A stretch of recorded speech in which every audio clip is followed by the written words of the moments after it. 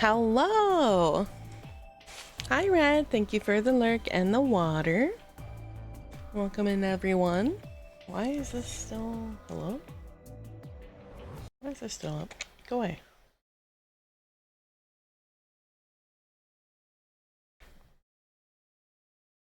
There it goes. That was weird. Hi.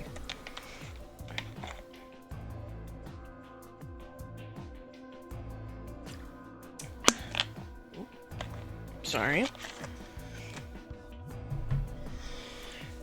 Let's get into the finale of this, finally, shall we? We have... I'm going to assume 2 more endings, one being Phi's ending, and the other probably a true ending. Or like a final, like you got all the endings ending.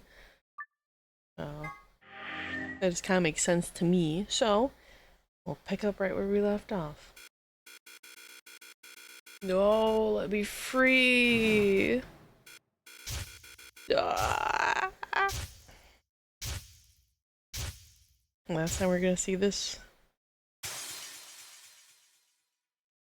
Ever. Never again. Right, we had this up here. As for some reason, we couldn't... This really far bottom thing led to this up here. AB room passed.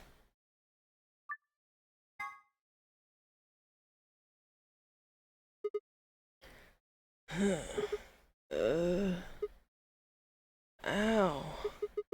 Ow, ow, ow, ow, ow. Damn it. Feels like my head's gonna explode. Wait.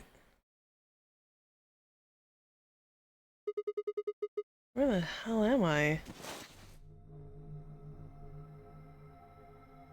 Oh. We're in the start again. It's like an elevator, but... No. This is one of the AB rooms. Gah! Who the hell are you? And what the hell is an AB room? Damn. I guess you did lose your memory after all. Memory? Memory...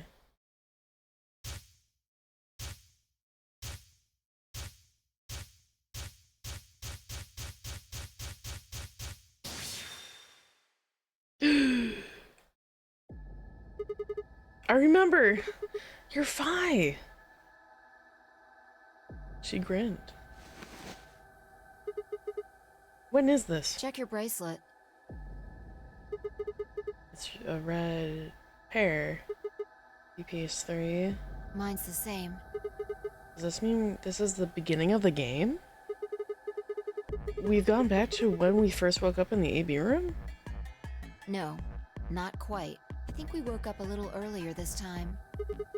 How do you know? Push the buttons on the side of your bracelet. 2 hours. 15 minutes. We didn't wake up this long before the primary doors opened last time. I think we're about an hour early. Wait a minute. If you're right... Yeah. Akane might still be alive. We got back before Dio killed her, I think. Right. We're here for one reason. To stop her from being killed. Exactly. Again! Another time! Stop her from being killed as a child, and we stop her from getting killed as an elderly lady. Let's go. It's just... it's just 999 part 2? Let's move. You need to get out of here Don't need fast. to tell me twice. Let's go. Secret way out. Alright, this shit was easy peasy. Like, we can get out of here in a minute. Probably not a minute. Don't time me. Means we're repeating history. Now hurry up and open it. Alright. Once the password has been found, it'll never change. Sick. Well, good thing we have that. Sun, moon, moon. Sun, moon, moon. Ding. Cool. 30 seconds? Easy. Probably less. There, it's open. Good work. Hurry up and grab the cracker? Ah, damn, I mean the key. How the hell? Just shop and do it. Alright. That's a little weird, but okay. How do we get out? No need to yell. Alright. Good, looks like that worked. Button. Out.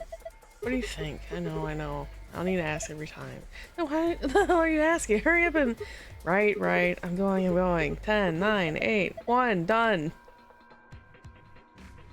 Sigma, what the fuck? This is time sensitive. Don't waste more time. Hey! You pushed the button. Bite me, you were taking too long. We're on a schedule here. Ugh. Found it. Yippee! Got chips and dip, by the way. So you're gonna hear me crunching, I'm sorry.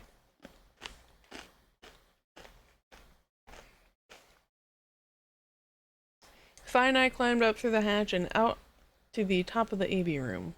It took us only a moment to spot them. Akane! Behind her was Dio. He was moving quickly and quietly, a knife glinting in his right hand. Shit! There was no time to yell to her. I scrambled down from the top of the AB room. Fi wasn't following me. When I looked back, she was still standing on the roof. Fi, what the hell are you doing? Get down here and... Before I could finish, she moved. She ran across the roof, launched herself into the air. Damn! Fucking drop kicked him. Holy shit. What the? He's fine, just unconscious. I bent down and held my fingers in front of his mouth. He was still breathing. I don't think he saw me. He probably has no idea what happened to him. I went down like a sack of potatoes. He had it coming. True. I heard footsteps come to a stop right in front of us. I looked up.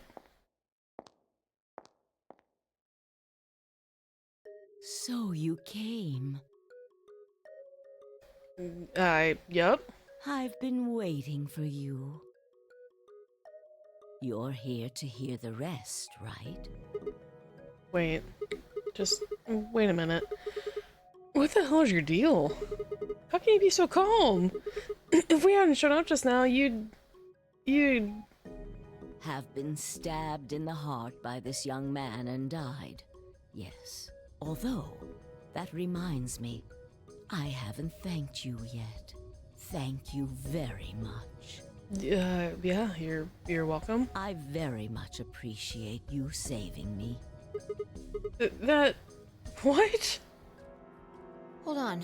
How do you know about being stabbed by Dio? Are you an Esper too? Yes, indeed I am. Like fucking half the cast is. I don't know what to tell you. I am able to jump through time, just like you. Then what the hell were you thinking? If you knew he was going to stab you, why were you going to let him do it? Because I had to. You what? Think back. Why are you here? If I hadn't been killed by Dio, no one else would have been murdered. Consequently, your own abilities would never have manifested. I did explain, didn't I? The purpose of the AB project was to send the two of you to the past. Or your minds, at least. In order for that to happen, some death was necessary. That's so fucked. What the hell? When a human brain is faced with danger, its processing speed increases. Information is processed more quickly, and time almost seems to slow.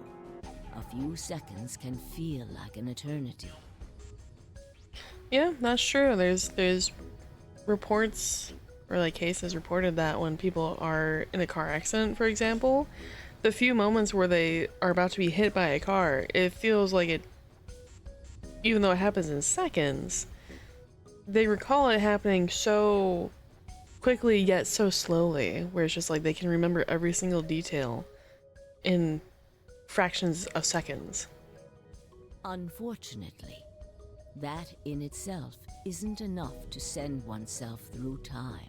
The amplitude of the consciousness is simply too small. In order to increase the amplitude, we need to slow down the brain before the increase happens. It's a little like a slingshot. You pull back on the rubber band and then let go. The potential energy you stored in the band is released and converted into kinetic energy. That's what fires the bullet out of the slingshot. Now, while a slingshot can only fire in one direction, your mind isn't similarly limited. Hi, Naboo. Welcome in. When the bullet of your consciousness is fired from a slingshot of your brain, it travels past the three-dimensional world and into the four-dimensional one. From that perspective, time is no longer fixed. In other words, you can travel to the future, the past, whenever you like. Alright. You can time travel? Kind of. Yes, but no. Our brains can time travel. It's the hypothetical of your brain can process danger at a higher speed than it can normal events. And taking that into account, if you can recall certain events, you need to slow down the brain to have it spring forward. Isn't brain traveling to the past like having memories? Sort of, yes. But you can have memories of things that didn't happen to you in this time period, if that makes sense. So basically, your brain can slingshot itself to any time period. Isn't that just called imagination? No, it's called deja vu. Because you'll remember it later. You just weren't aware that it happened. So you can have things from the future, and you'll have a memory of that. And then once it happens in the future, you're like, oh, I remember this, even though it hadn't happened yet.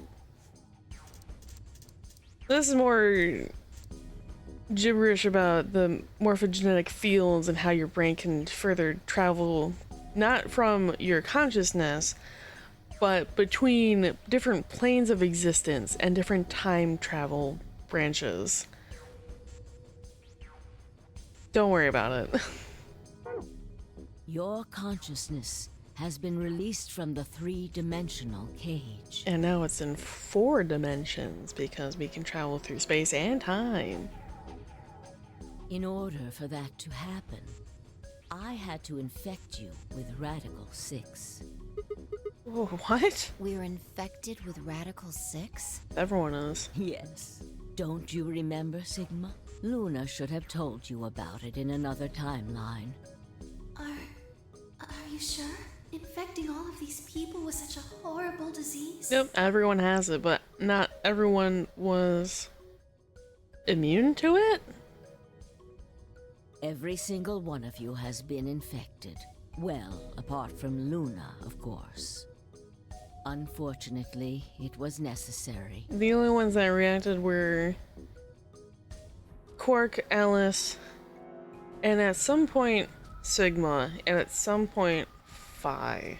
But really, really late. No one else showed any sort of symptom to Radical 6.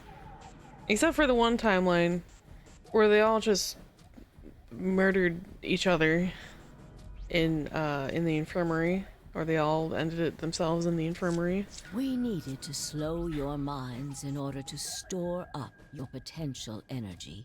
Then we provided a dire situation that would accelerate your processing speed. The result is what you are now experiencing. Your consciousness now occupies 4-dimensional space-time. Even that, however, wasn't enough. God, this ending feels like such a fucking, like...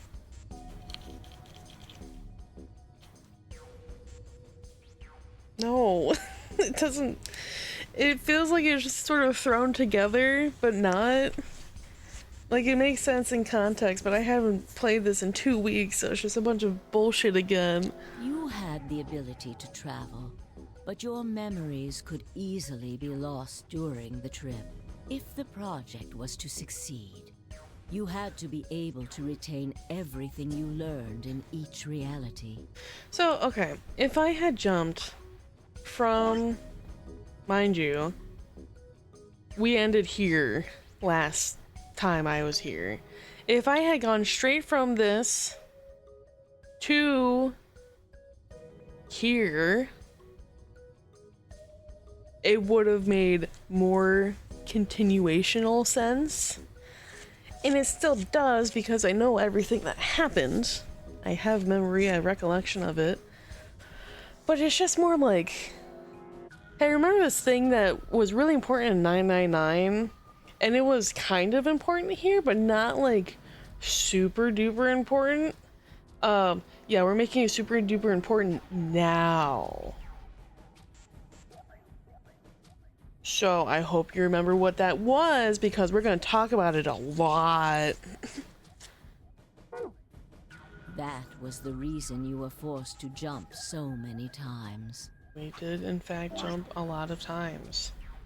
3, and then those each had a branch of 2.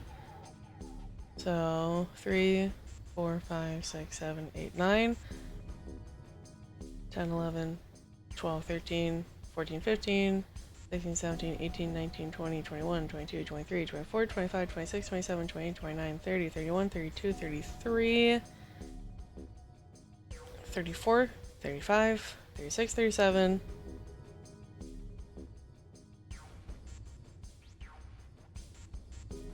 38 separate times that I've had to jump. And that's just strictly for story. I've jumped a couple more times to like make sure I had everything. So we're estimating about 40.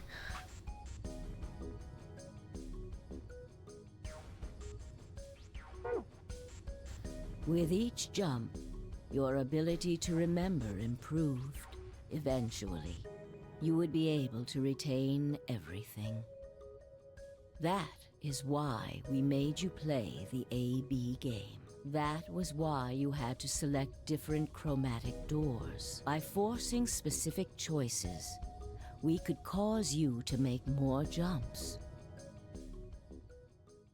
Cool. I still hate you, Akane, from the first and second game. I hate you now, and I hated you in the first one. You haven't changed a whole lot, sorry to say. I get it. I think I finally understand. Oh, okay. There are a lot of things I don't understand, but all of what you just told me makes sense. You did all of this so that Phi and I could jump through four-dimensional space with our memories intact. Yes. Right? But why did you need us to do that? People have died for this. I mean, let's count how many different ways people died. Murder, antimatter explosion, offing themselves. I've died, so has Phi, so have you.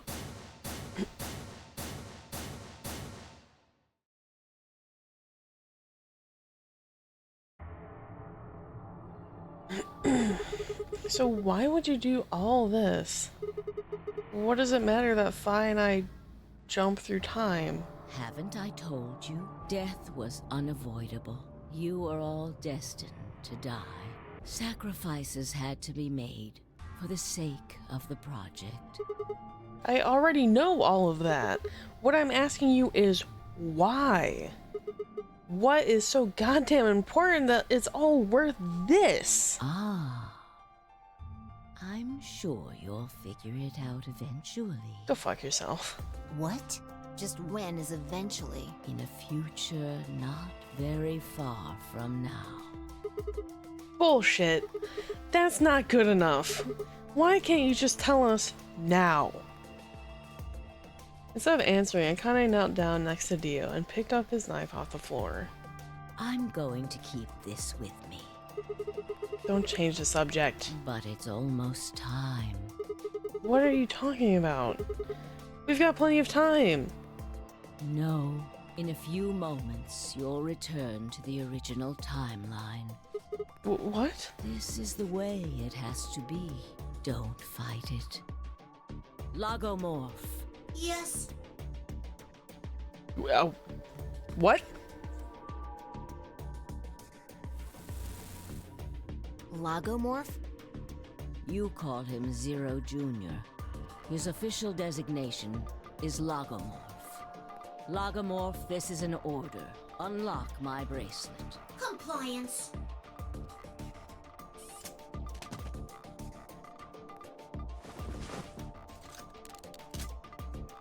Now, everything is in place. I have put the bracelet onto Dio. All we have to do is place his body in the 5th AB room, the second one from the right.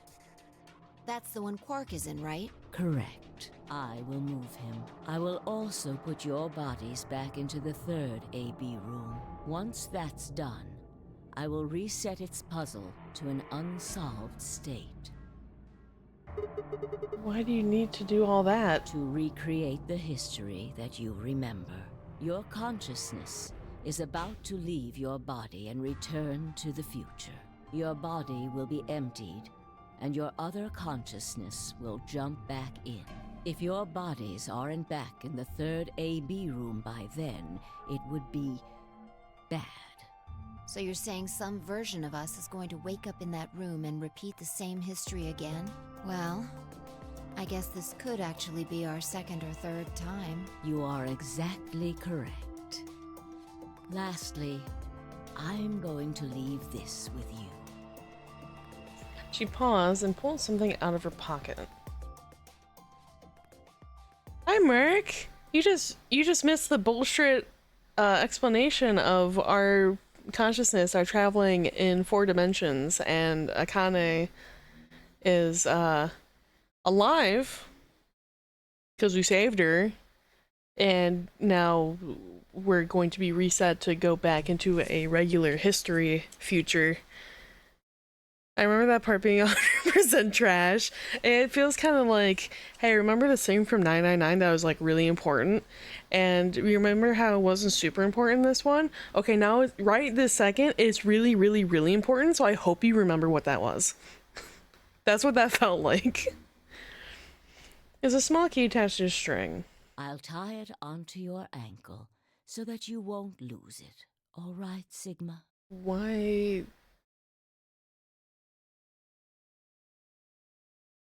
Why my ankle? Why not, like, my wrist? Or my pocket? Like, what? Okay.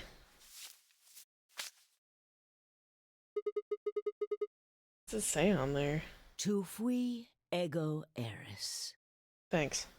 It's Latin. It means, what you are, I was. Will the key still be there in the other timeline, though? Yes. It will. And we never realized that we had this on us the entire time. What I am, you will be. Yes. What am I supposed to do with it? It will help you meet someone who's very important. What? Go. Return to the future. Alright. You won't be alone. I will be at your side, watching over you. No, you won't. You'll probably be dead. Now hurry. Wait, I still... Oh, okay. Goodbye.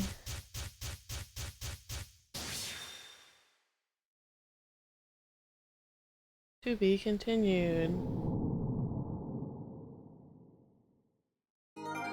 New destination has been added to the flowchart. Sick. Alright. And now we're down here, past this really long part. Now we're there. Does that mean we win? Almost. Not quite, but we're really, really close. Oh my god.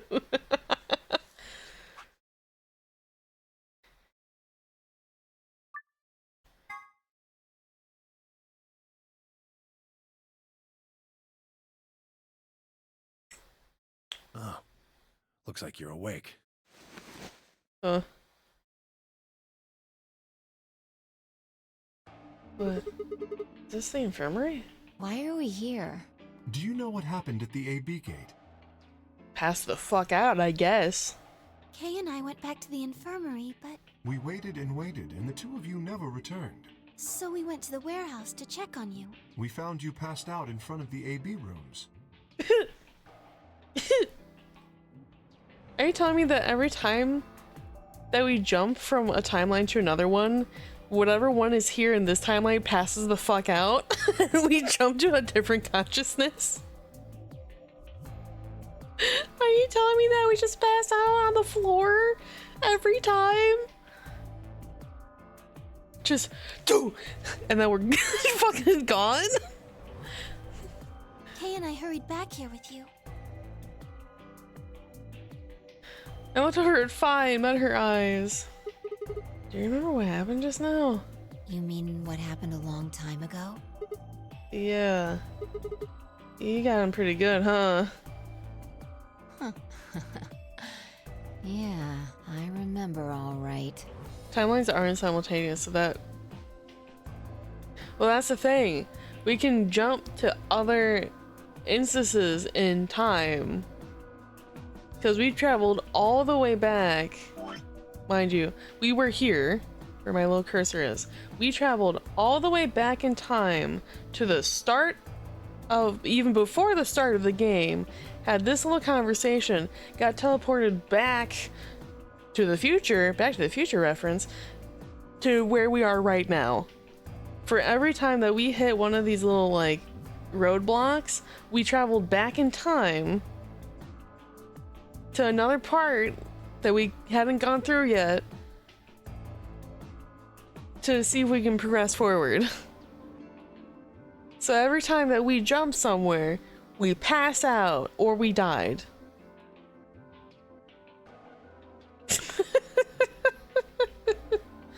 Yup. Hey, what are you guys talking about? Hey, kid.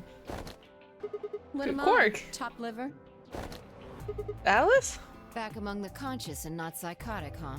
Yeah, thanks. Grandpa told me what you did. Thanks for finding the medicine for us. Yeah, you're welcome, kid. On a day's work. Although, I wouldn't mind a little swimsuit. God, we're back at this again? Again?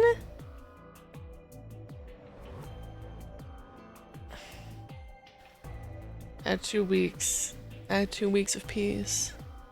I had 2 weeks of unadulterated, Sigma-free Peace. What I meant is, let's say it's 5:30 p.m. August 13, 2025, and you jump back to the year 2020, you do your shit for 3 hours, and then we come back to 5:30 p.m. August 13, 2025 to continue your stuff. There was 0 time that elapsed for you to be passed out during. But that's not what I'm seeing here.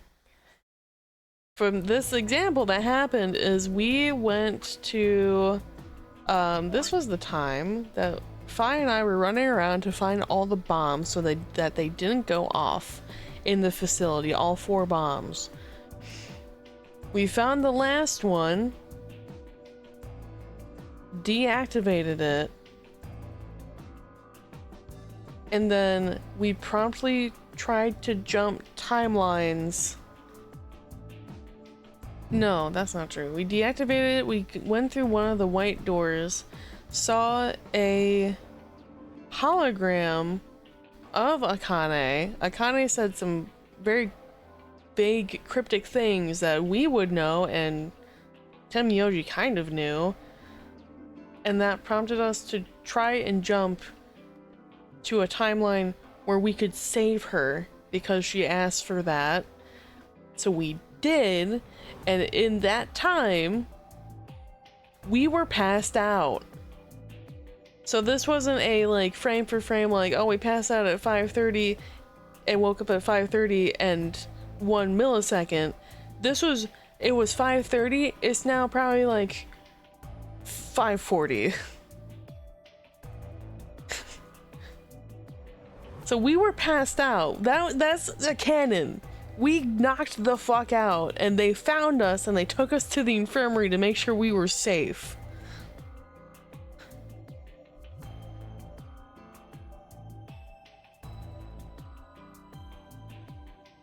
So we passed out. We jump back to the time where wherever our bodies were currently at, not where we remember them being. Fucking honk shoot, true. Yeah, our consciousness teleported back to where our bodies were in this timeline. Alternatively, it's 5:30 p.m. August 13, 2025. You jump forward 5 hours to 10:30 p.m. Maybe because your body's passed out during those 5 hours. It's not because you spent time in some other timeline. That's unrelated. No. You know, every time you go to sleep, you actually jump to another timeline. You just don't remember it because you think it's a dream. That's for facts, actually. That's real. Don't look it up. It's too much to comprehend, but it's real. Now it all makes sense. There's a timeline where this plot makes sense. Try going back, I don't know, a month and a half to when I started this playthrough, and then maybe it makes sense. Really grabbing at straws here, aren't you? Hey, I wasn't talking to Quark. That was an offer for Alice. Not really my point. Oh, whatever. Forget about that. Now that you guys are awake, all we gotta do is open the number 9 door. What are you talking about? Look at your bracelet. It says 10. I have 10 BP? I've got 15 BP. Whoa! Holy shit! That means I got 6 more points while I was out.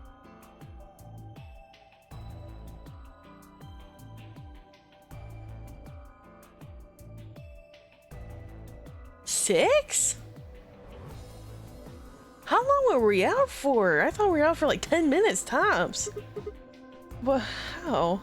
You've been asleep for more than 2 hours.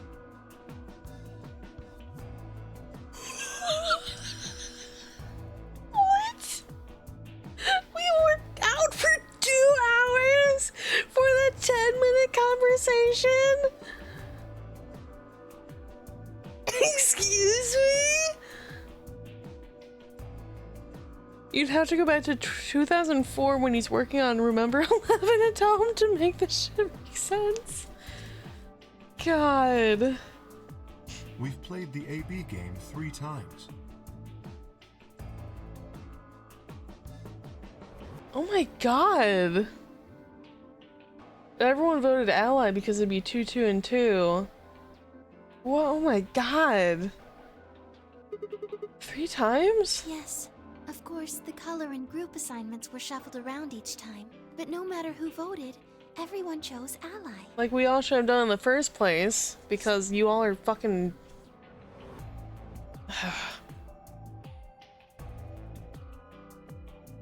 So this is before we time skipped. So we're at 4, 5 was at 9, so she could have left already. Tamiyoji's at 3, Quark is at 7, Dio's at 7, Kay's at 8, Alice is at 3, Clover's at 8, and Luna was at 3. But I gotta go back to 1999 when he was working on Pepsi Man. Oh my god.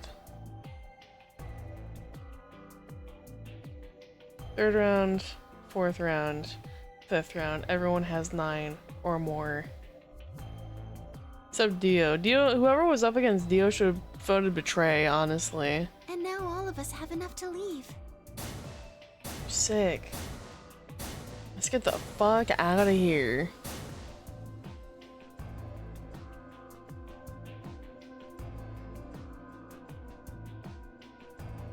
I was stunned. How had everyone cooperated long enough to raise all of our BP past 9? Was it because Akane had him killed? Without a death to start things off, maybe we'd been less suspicious of one another. Or could the bombs have had something to do with it? We'd all joined forces against Dio, and Fi and I had been able to disarm all of them. All of us had banded together against a common enemy and overcome a tremendous threat. Perhaps that strengthened our bond. Which I had to admit would be somewhat ironic. After all, Dio had planted the bombs that forced us all to work together against him. This must have been what Akane was talking about. Haven't I told you? Death was unavoidable. Sacrifices had to be made for the sake of the project. Come on, let's go! Let's open the door and get out of here! Wait. What about him? He can rot in here, I don't give a fuck. After some discussion, we decided to leave Dio behind. Was that much of a discussion? Was that not just like, hey, what do we do with Dio? Leave him? Alright. Alice was the only holdout. She complained about wanting to take him back to her superiors, but after I mentioned they'd come back to investigate after we escaped and deal with Dio then, she reluctantly complied. Alright, let's get going. Let's go, team. Yippee!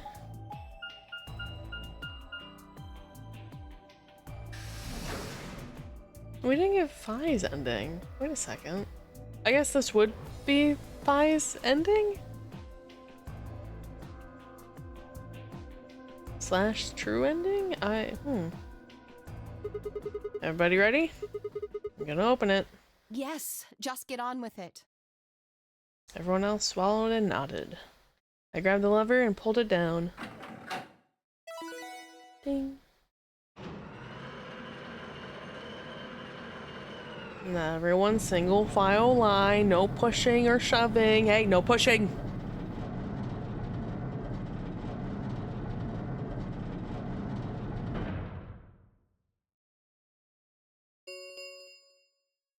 The number 9 door has been opened. Thanks, Akane. It will remain open for 9 seconds. Alright, everybody, let's move! Or wait, we have the little key wrapped around our ankle. What do we do with that? I didn't need to tell them twice. The room inside was clearly a loading elevator. It looked sort of like a large plate on top of a huge pedestal. We ran to the center of the plate and turned around. The number 9 door stood wide open. 2, 1, 0. The number 9 door is closing. Bye, Dio. I won't miss you. Bye-bye. Good luck. Not really. Bye.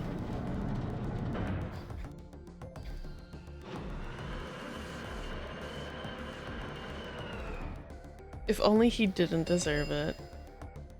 The number 9 door has closed. This ends the Nonary Game. Yippee! Thank you for your participation. As the game is over, all doors other than the number 9 door have been unlocked.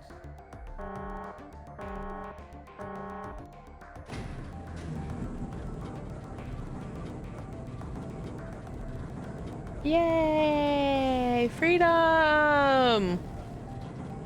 Yippee! Now we get to figure out where we are, because I don't think we ever did.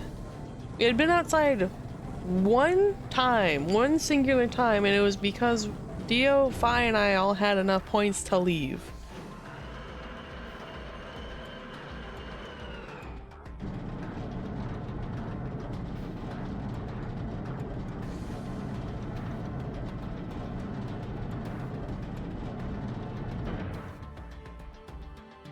Looks like we did it. Yes, we should keep moving. Beyond the door was a wide hallway that ended in a very solid wall. To the left, we found a very familiar looking door. We pushed it open and went in.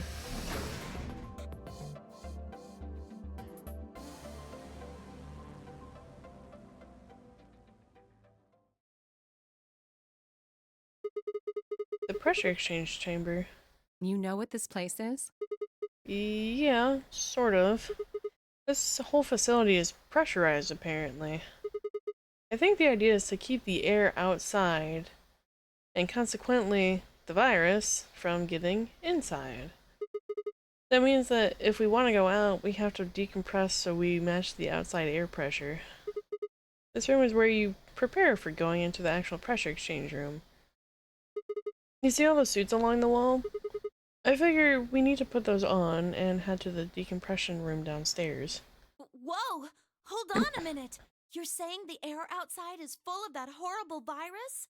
Yeah, that's what it seems like. Of course, according to Akane, we were already infected with Radical 6, so the whole room seemed a little pointless. Why? How did all this happen? Did they? No, that's not possible. We've come this far. We can't turn back now. Let's go outside. There's no way to know what's really going on until we do. All right.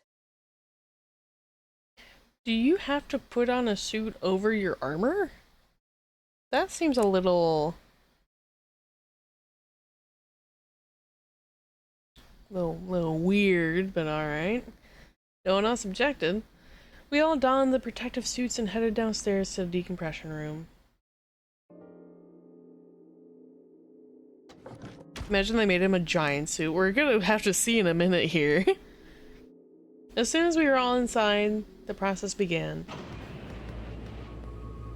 Through my helmet, I could hear the soft hiss of air being sucked out of the room.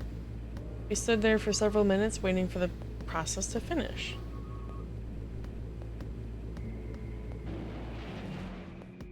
Because when we saw Dio and Fi outside, we saw them with like the suits on. So I imagine we'd see everybody else with the suit on. At last it did, and we heard the door begin to open.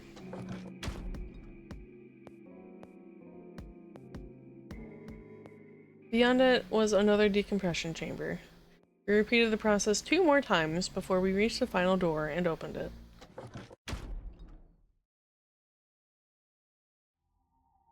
Yep, there we are, in wherever the fuck we are. The dead, bleak landscape wasn't a surprise for me. I'd seen it before in another timeline. Case in point. Yeah, others hadn't, however, and although I couldn't see their faces through the visors of their helmets, I heard more than a few gasps over the radio. For a few long moments, we just stood there, astonished. Where the hell are we? The desert, I guess? I figured that out. I mean, which one? I don't know, but I think I know what day it is. Hmm? Look at the moon. It's red, right? That means today's the total lunar eclipse. So?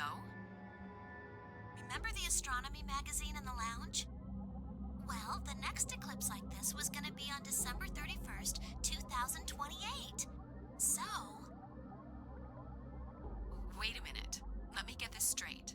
Are you suggesting we were sleeping for a week after we were abducted? I think so. That's what I thought. Wherever we were must have been far away from any city. The air was clearer than I'd ever seen it. And the stars. The sky was full of them. More stars than I'd ever seen in my life. I could even spot the hazy arm of the Milky Way. But the most striking feature was the moon. It was blood red and massive, much bigger in fact than I remembered it being. Then as I watched, a black spot began to move across its surface. Oh god. We're on the fucking moon. It was hard to see details, but it looked circular.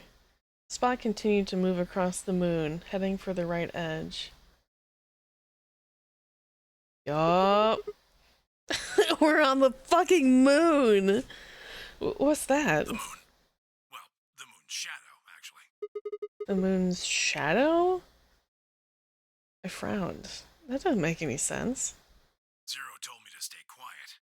I think he was worried I'd spill the beans on his operation. He said if I didn't toe the line, he wouldn't just kill me. He'd kill Quark, too.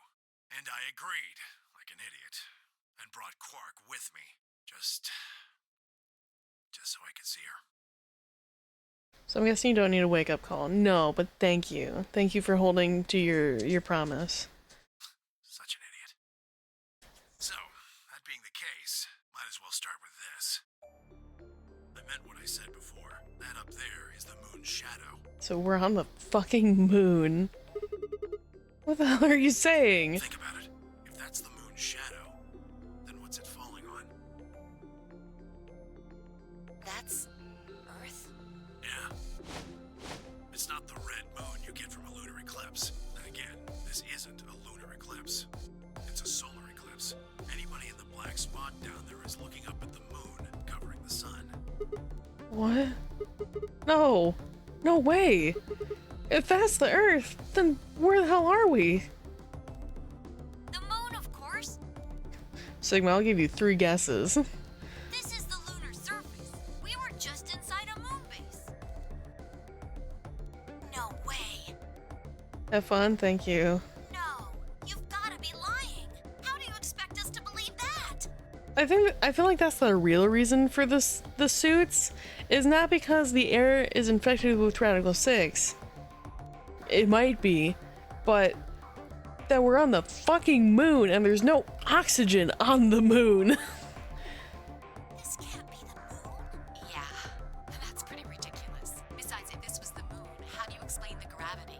The moon only has 1/6 of the Earth's gravity. Have you not seen Fi jump like a fucking Superman? So what's this?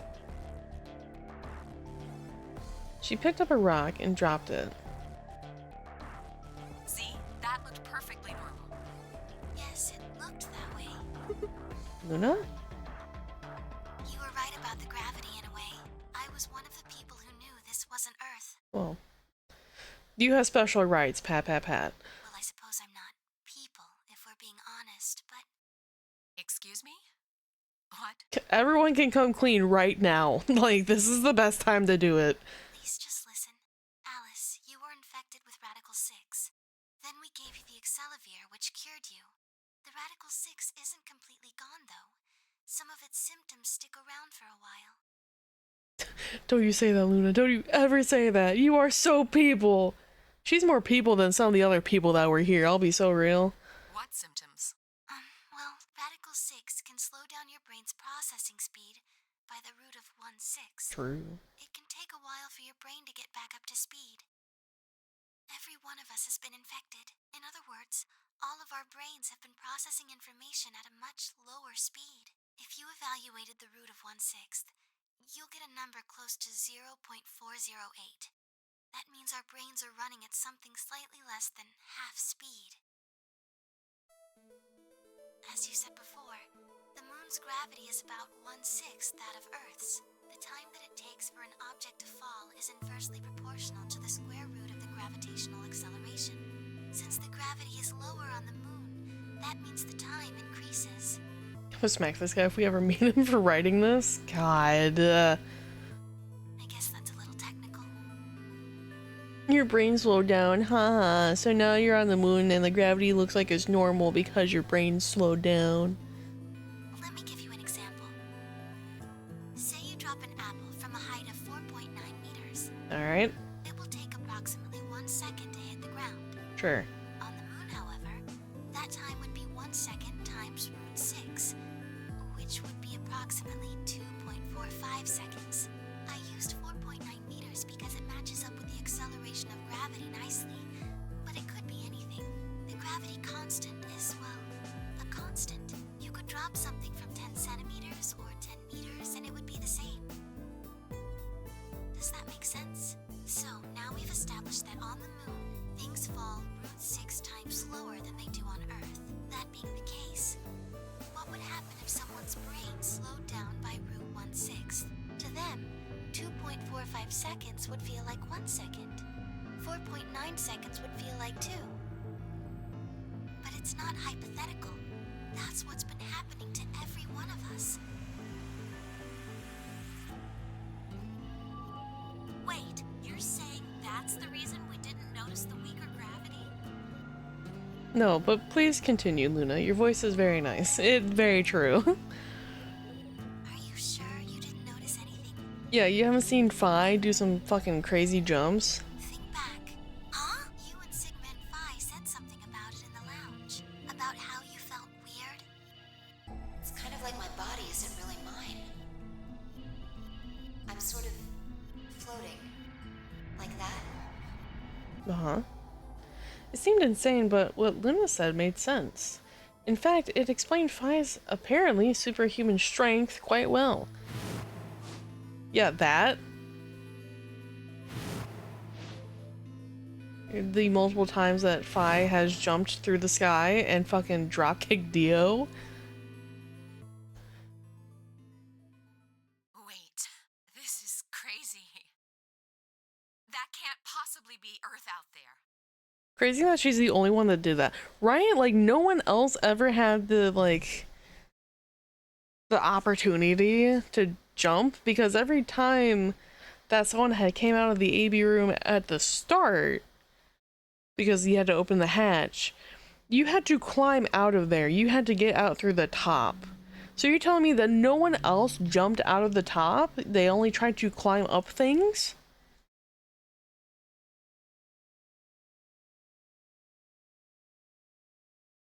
There's no shot that no one took like a little test jump to be like, oh, how high is it actually? Not once? Never? Never ever. Really? Look at it.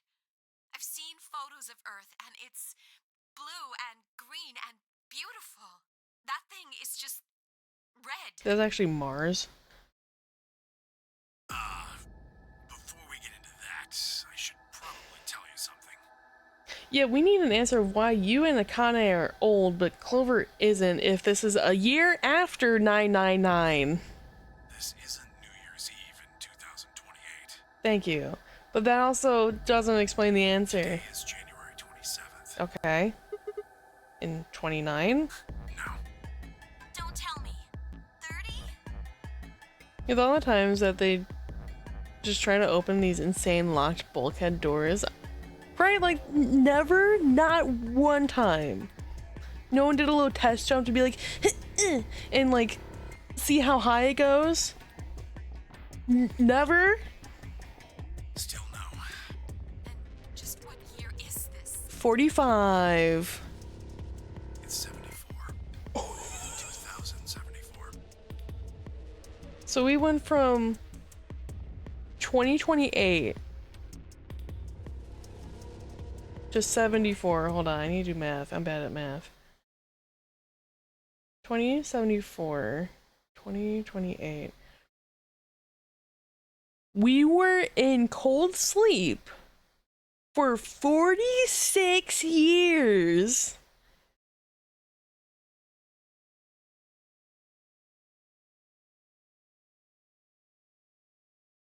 $46 years? Half of a decade?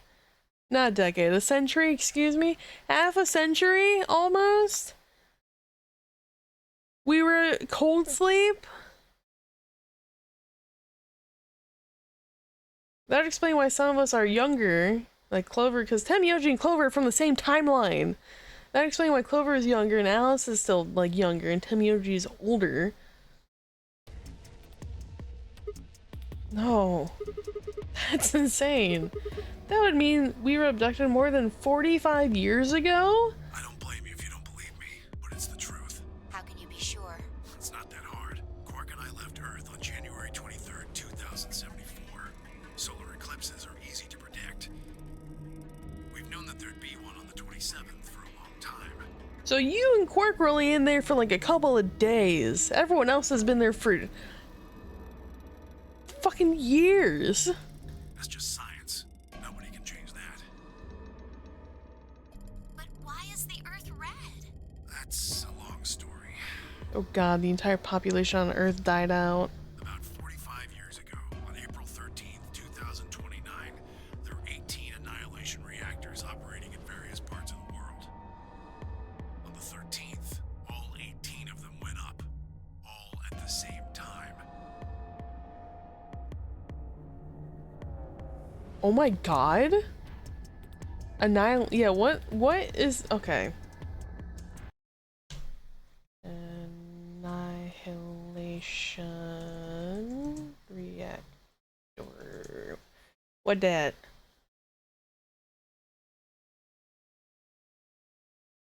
Or hypermatter reactor. Antimatter rocket. Alright, according to the shitty Google AI representation, an annihilation reactor refers to a theoretical or fictional device that generates enough energy through the process of matter and antimatter annihilation. I'm gonna make up world fucker upper reactors. Alright, so hypermatter reactor from fucking Star Wars.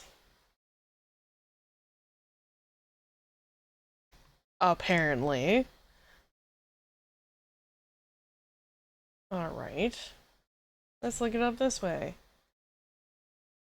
Antimatter reactor. Near me? No, thank you. No, I'm okay, thanks. No, thank you. I don't want to know the closest one to me, thank you very much. Antimatter catalyzed nuclear pulse propulsion, also known as antiproton catalyzed nuclear pulse propulsion. Blah blah blah. Injection of antimatter into a mass of nuclear fuel to initiate a nuclear chain reaction for propulsion when the fuel does not automatically have a critical mass. Blah blah. It's basically an antimatter fucking reactor. The explosion was about 180,000 times as powerful as the atom bomb they dropped on Hiroshima. Oh my god. Holy shit! We dropped 3 of those fuckers, mind you, on Hiroshima. Or Hiroshima, however you want to pronounce that. And that was like the power of the sun. You're telling me one of these is 180,000 times more powerful than that? Which would easily just, one, destroy the entire world over. And we had 18 of them?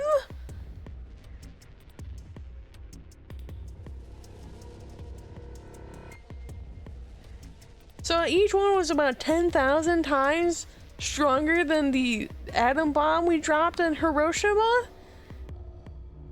Are you fucking kidding? Whoa, why? I suppose it started a few months before that. The government had a test site for a future Mars mission out in the middle of Nevada. God fucking damn it, it always starts in Nevada. On December 31st, 2028, there was an accident. Well, accident doesn't quite convey the right sense there, then escaped. Didn't take long for it to spread to the rest of the world. Like Luna explained, the virus slows your brain down, but eventually, it also makes you kill yourself. Pretty soon, the bodies started to pile up. Some people would take a dive off a building or shoot themselves in the head. You know, the classics. Oh, yes. The classics, of course. How could I forget? But for some, it was poison, or fire, or asphyxiation, or the noose. Fun fact, guys are more violent when they take themselves out. Women tend to, not always, tend to be less violent and more clean, i.e. poisons or drugs, where men use guns, asphyxiation, fire, etc. You know, fun facts. Plenty of people jumped in front of trains or cars. That too. Men typically will do that. If it's ever accidental, it's like a 50-50, but if purposeful, it's usually man. One pilot on a passenger airline drove his plane into the ground. Oh my god. Most forms of transportation ground to a halt pretty fast. That meant food couldn't get distributed, and thousands of people who weren't even infected died from starvation. God. Everywhere you went, there were just piles of corpses, covered in flies and rats and crows. I don't know what hell's like, but I imagine it's a lot like that. Yeah. After a while, people who managed to avoid getting infected started trying to get in touch with one another. They got a hold of some radios and organized a couple meetings. There was only one thing to discuss, of course. How could they get rid of Radical 6? The answer, they decided, was purification. They figured they could just roast the surface of the Earth, and that'd kill the virus off for good. On April 13th in 2029, they put their plan into effect. That plan was to detonate all 18 annihilation reactors. That was the best they could come up with? That was the best that they could come up with? What if we cooked the whole world? Would that kill the virus? Not, you know, let's make one giant sauna. Or, you know, several different saunas and just, you know, have people steam themselves for a little bit. You know why we get fevers? It's because it's our body trying to kill off any infection and virus in our bodies. That's crazy. You know that doesn't take a lot of heat to do that unless it's extremely bad? Time to turn up the heat. Now the truth is, that's mostly just rumor. Nobody really knows what happened, but I've got my own theories. I think that the bombers had already been infected, and when they died, they took billions with them. The ultimate if I die you're coming with me gesture, I suppose. I'd bet you money they'd all lost it long before they got to the reactors. Killing most of the world, no matter how bad things had gotten, was not a sane plan. No, that's some psychopathic tendencies right there. Even if it wasn't directly responsible, Radical 6 killed most of the people on Earth. Anyway, why it happened isn't that important. Point is, it happened. Ever heard of nuclear winter? Well, that's basically what we got. Yeah, that makes sense. That is the fallout, quite literally. The explosions threw a ton of crap up into the stratosphere, where it joined up with smoke and ash from all the fires. It blotted out the sun for 7 years. Oh my god. Plants withered and animals died by the millions. Jesus Christ. The few humans who were left banded together to survive. They were rough times. Eventually they were over, though. The sky cleared and the sun came back. Plants started blooming again, and the animals that hadn't died out completely began to reappear. Things weren't quite back to normal, though. It's been 45 years now, but there's still quite a bit of dust and ash in the air. That's what you're seeing. You know why a sunset's red? Well, this is the same thing. Blue and green light have short wavelengths, and they scatter when they run into debris in the air. Buddy, that shit ain't going back to normal ever. True.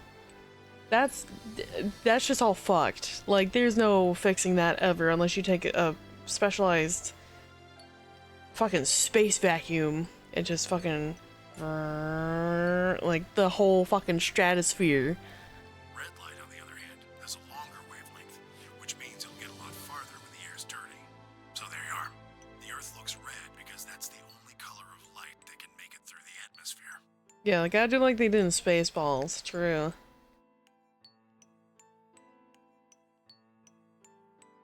I was speechless. What could I possibly say? There was no reason for Temioji to lie to us. So we were standing on the moon, looking at the Earth. It was 2074. But why? Why were we there? Why were we then?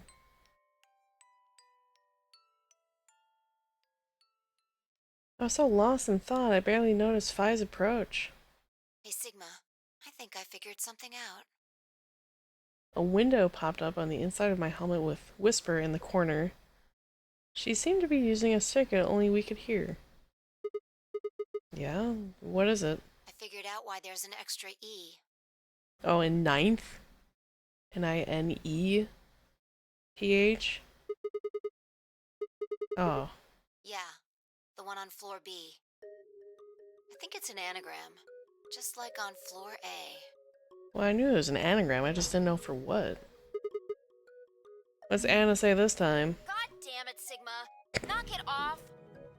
Memento mori if the ninth lion ate the sun. If you rearrange the letters, you get the man on the moon rules the infinite time.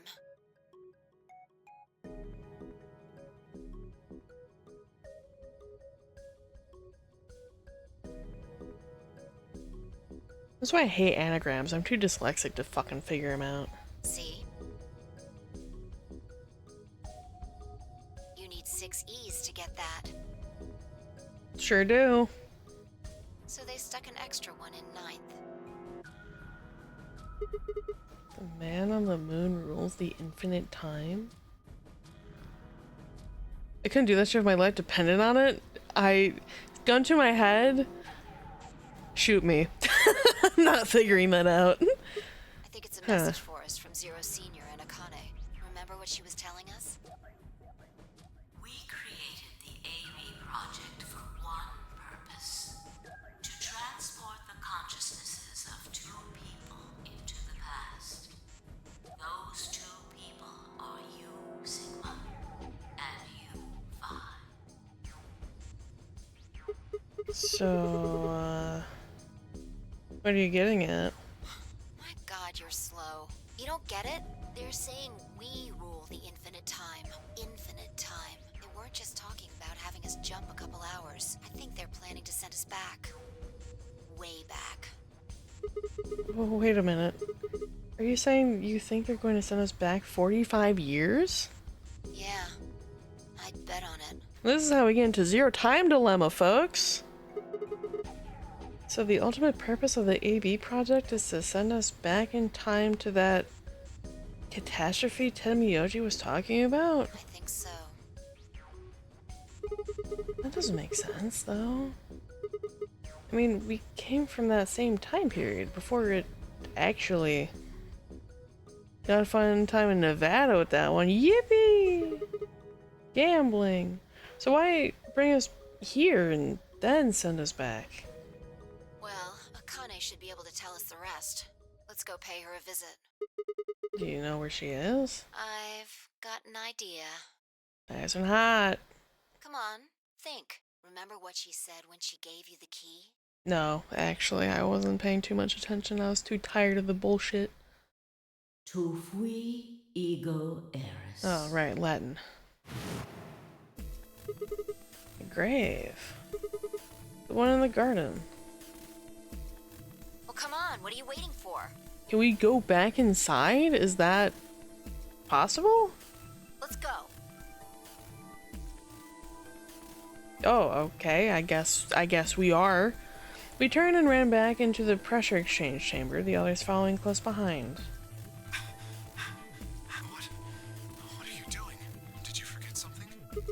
We're going to have a talk with somebody. Who? You really need me to spell it out? The person behind all this. You mean Akane? What? I'll take that as a yes. Let me accompany you then. Thanks, Kay. Wait, why do you know about Akane? I'll tell you when we get there. Now, if you please. Alright. I'm coming with you. You folks just said the magic word. I'm going too then. So am I. Hey, is this Akane you're talking about? Yeah, you know her real well. Wait, you're serious? What the hell is going on? Yeah, this is Junpei from the 999 game that happened in 2027. Oh, shut up. Just shut up. Come on in if you want to. We don't need to do roll call. Once we get there, I kinda can explain everything. With that, we head back to the airlock.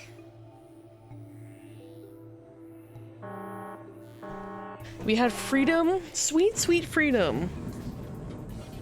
For a matter of, I don't know, 15 minutes? And they were like, oh fuck, we got the key. Yeah.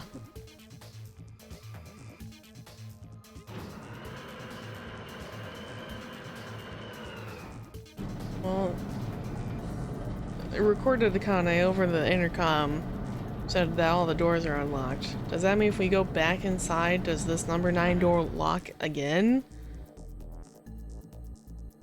Ah, clever. The number 9 door on floor A is shut forever once the game ends. Assuming Zero Jr. was telling the truth, of course. But the door on floor B... Yeah. Thought we might be able to take the lift to it. And it looks like I was right. Any idea where Akane might be? Yeah. The grave. Wait, you mean the grave in the garden? Mm-hmm. Don't worry. I don't think she's buried there or anything. Chances are she's alive. Just in the grave. Anyway, let's move. To the garden! Yippee!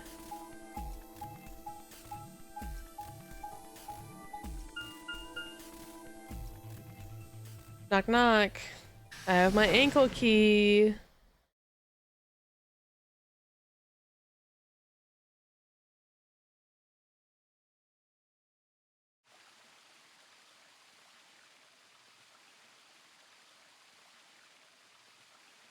Where? There it is. I'm like, where is it? Right there. Is Akane really under here? Fucking maybe. I think so. What should we do? Are we gonna dig her out? No, I don't think we have to do anything like that. You see the key on the grave? If I just insert this here, pull the key off my ankle and fit it to the hole, and twisted it to the right until I heard something unlock. With a quiet grinding, the grave began to shift.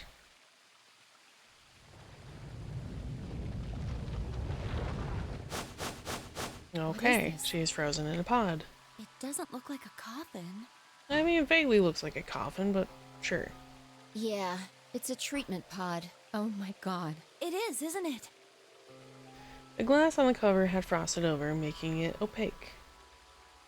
We couldn't see who, or what, was in it. Let's see what's inside. She grabbed a hold of the lever on the side of the pod. No good. I think it's locked. It does say that it is locked if you read the little notation. What? Treatment pod TP00. Stage 1 defrosting complete. Stage 2 will be complete in 10 minutes. Once stage 2 is complete, the lock will automatically disengage. Right. Cold sleep. What? These pods can put people into cold sleep. It uses something called CAS to freeze human bodies without destroying their cells. So, Ms. Akane's like an ice cube? I think so. Then we gotta wait till she melts? Yeah. So how about you tell us your story while we wait, Kay? Specifically, why do you know Akane? I remembered. His amnesia's cured. What do you remember? Everything. Oh. I was born and raised in this facility. It's called Rhizome 9. That's a weird name. How convenient, right? He probably regained him at some point, just didn't really tell anybody. A rhizome is an underground plant stem that spreads by sending out roots. Kind of makes sense, doesn't it? I suppose. This facility is a little like a rhizome. Supposedly, that's why they call these installations that. The number comes from the facility's number. There are 54 rhizomes on the moon, and this is the 9th one. Of course it is. Because why wouldn't it be the 9th one? You know, because the game had 9 people in it.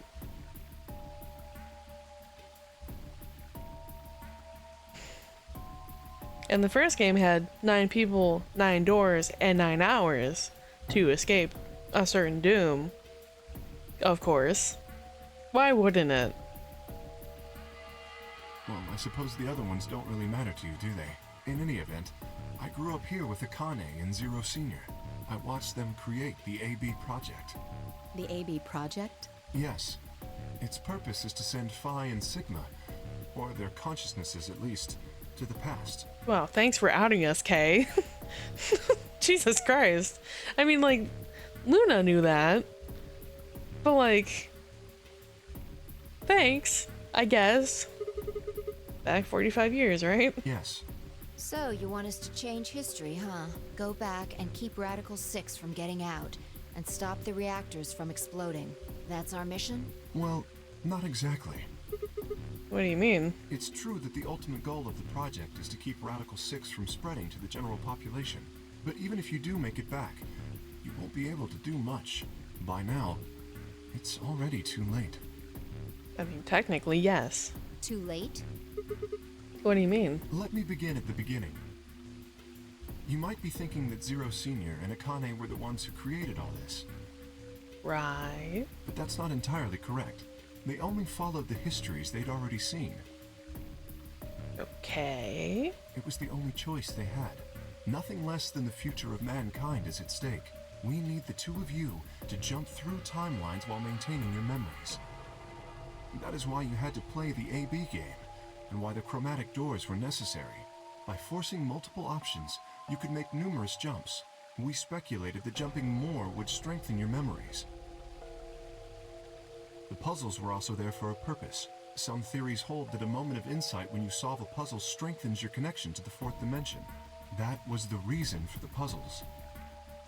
Your infection with Radical 6 was also a vital part of our plan. By slowing down your brain's processing speed, we can store your potential.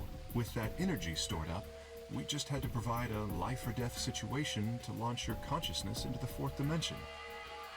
Like a bullet from a slingshot. Wow, it's almost like Akane had told us that too. Wait, hold on just a minute here. You keep talking about Sigma and Phi. Yep. But what about the rest of us? You were all here just to be side plot characters, honestly. I could have really been anyone that were here. Why did you bring us here? That's simple. In earlier histories, you were all here in Rhizome 9. We needed you here to accurately replicate those histories. Although I suppose that's probably not a good enough explanation for you. Not really, no. In a sense, though, it is the truth. Our primary goal was to replicate history. The rest is... Yes, I suppose I should explain. Very well. I will try and do so in a way you can understand.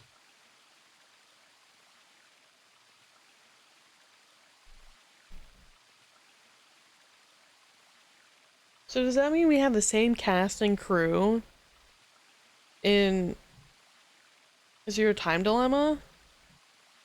Like verbatim? Like we'll have Alice, Clover, Temioji, Quark, Kay, Luna, Sigma, Phi, Dio, Akane. No? Alright. First, Alice and Clover. They were abducted 45 years and 1 month ago, on December 22nd, 2028. The location is Earth, of course. You might wish you did? Oh. Some of them are, worse? Oh, God. Alright, don't tell me who. Don't tell me who's gonna be there and who's not there. Just, we'll figure that out eventually. More specifically, Los Angeles, California. Oh shit, they're in LA? Correct? Yes.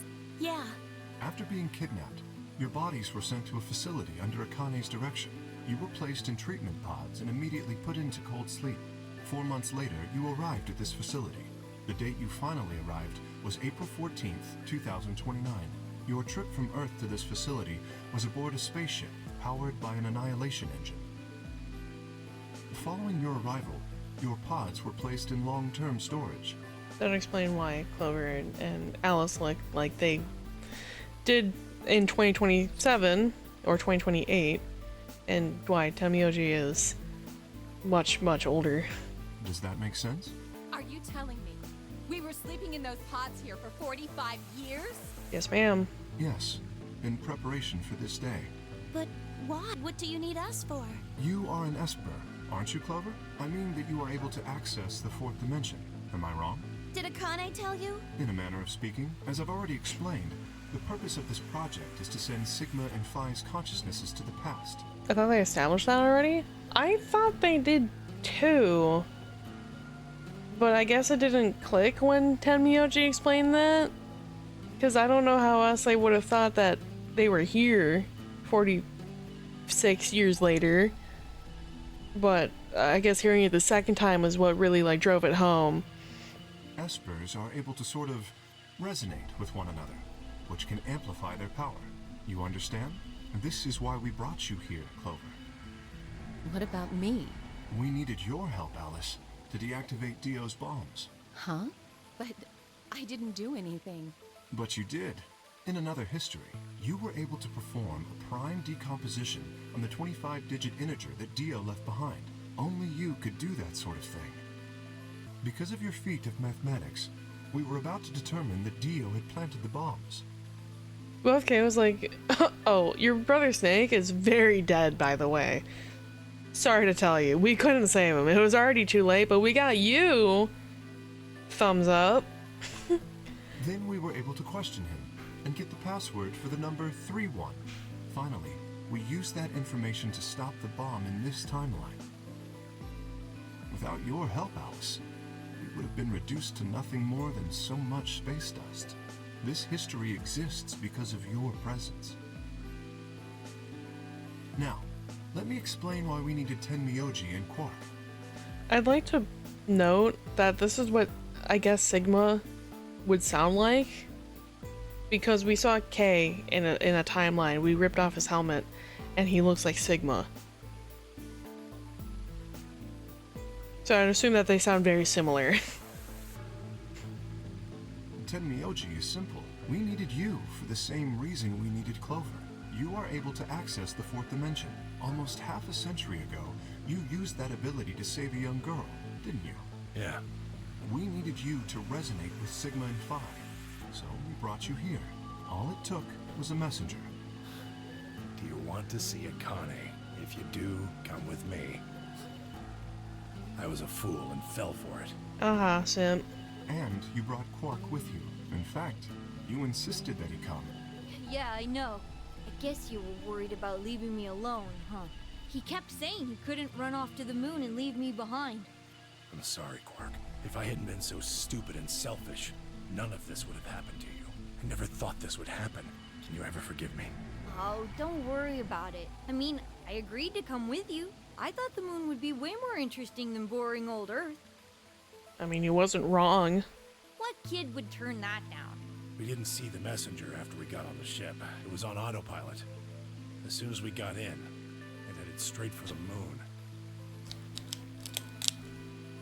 Sorry, eating a chip. During the trip, Zero told me to keep quiet once we got there. I don't remember anything after we landed. What kind of cheese do I want for my chicken? What? What are we doing? Are we making sandwiches or like what happened? Then there was a bunch of that white smoke, and we passed out. And when I woke up, I was in the AB room. Now, Dio. Cheese stuffed chicken breast coated in breadcrumbs and baked. Oh, I will have. I'll take the tester one, the one with the red pepper flakes and whatever in it, please and thank you. His real name is Left, and he's the leader of a terrorist organization called the Myrmidons. He was ordered to come here. The Myrmidons are under the control of an organization called Free the Soul, which is in turn controlled by a man known as Brother. Thank you. It was Brother who orchestrated the release of Radical 6 into the general population 45 years ago. What a bastard. We should kill that guy, actually. We should kill Brother. That's why we need to go back 45 years. We need to kill that dude. Do you remember what Phi mentioned earlier? No. The ultimate purpose of the AB project Yes. is to change history and keep Radical 6 from being released. You're so right. I definitely remembered that. If we succeed, that would be bad for Brother and his organization. Our success would prevent them from creating the ideal world they're working toward. Hit him square in the nuts, twist his dick. Kick him in the face.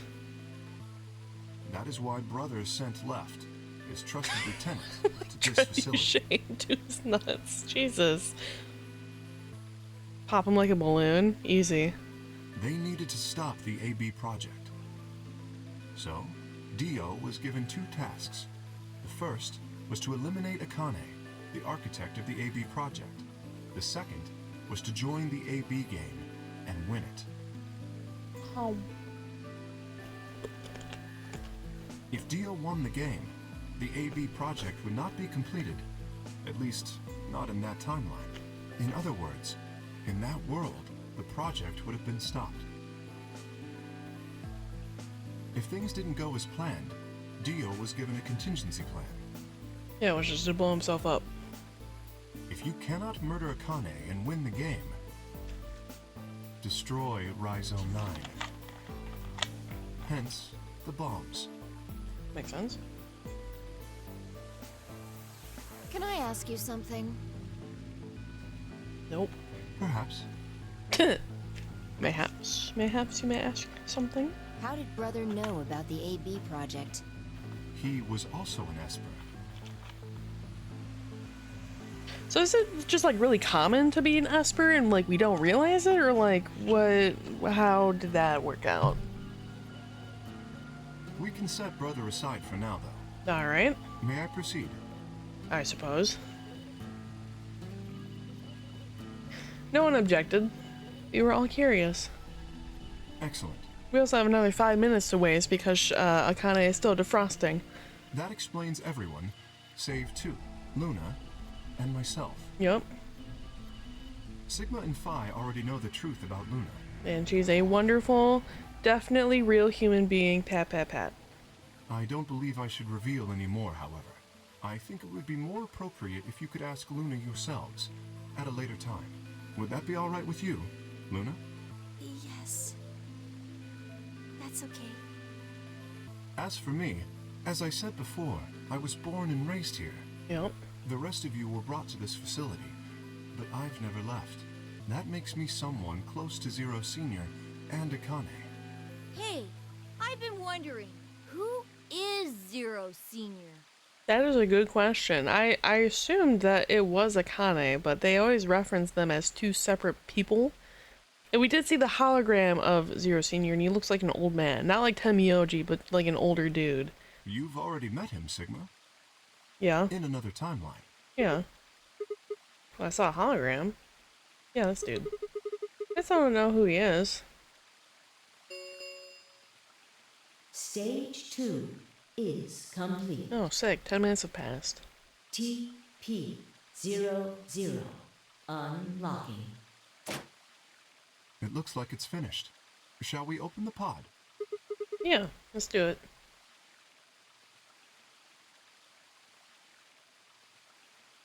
All of us gathered around the pod. The glass was still covered with frost, hiding the contents. Okay. Let's get started then. Ready? Fi laid her hand on the lever and looked around at us. I swallowed. Yeah. Anytime. All right, here we go. 3, 2, 1.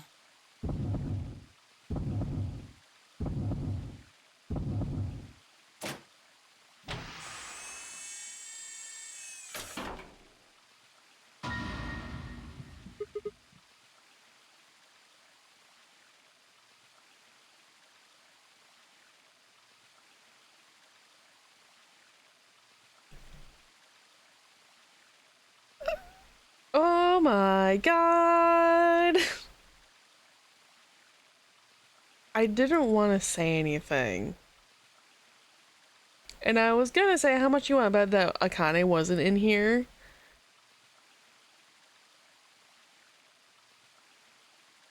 A, I regret not saying that. B, that's us. That's Sigma. Alternatively, that's also K. However you want to look at that. Who would have been a prophet? I'm just really good at seeing cliche patterns. Suddenly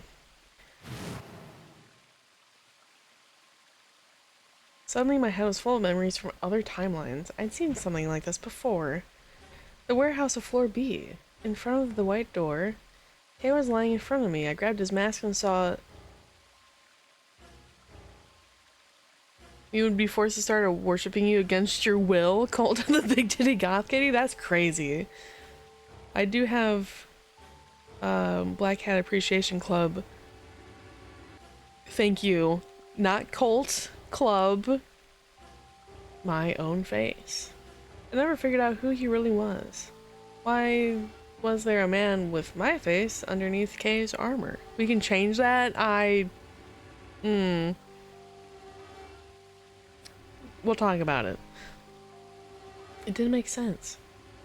After I'd seen him, I was injected with tuberculine, and that was the end of that. But wait, if the person in the pod was the same person I'd seen on the floor of the warehouse, who was wearing Kay's armor? You finally noticed. Are you Zero Senior? Didn't I tell you? You won't be alone. I will be at your side, watching over you. Akane? No. Oh my god, you're... Yes, I am. Where's the fuck-ass key for the back of your head? Akane Kurashiki. I fucking hate you. It's you, June. I mean, Akane. You're old. Who wrote this, though? Seriously? I don't know. Yes, that's correct. I haven't spoken to you in a very long time, Clover. Or you, Junpei. Called it. I called that forever ago that he's Junpei. Because he had the fucking picture of her as a young girl in his pocket. Junpei? He didn't tell you that? I swear there was a timeline where he told you that. Akane, long time no see. I could barely hear what they were saying. My mind was still reeling. It felt like all the air had been knocked out of me, and it was all I could do to not collapse right then and there. I thought he told her that at some point.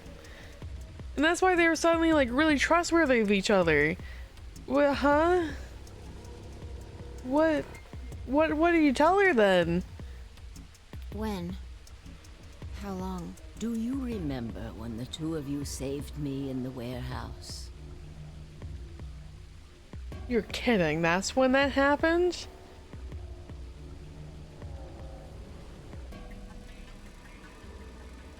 Once you saved me, you went back to your future. Well, Your minds did, at least. I carried your bodies to the 3rd AB room, and then took Dio's to the 5th. Right. After that, I went into the 1st room and borrowed Kay's armor.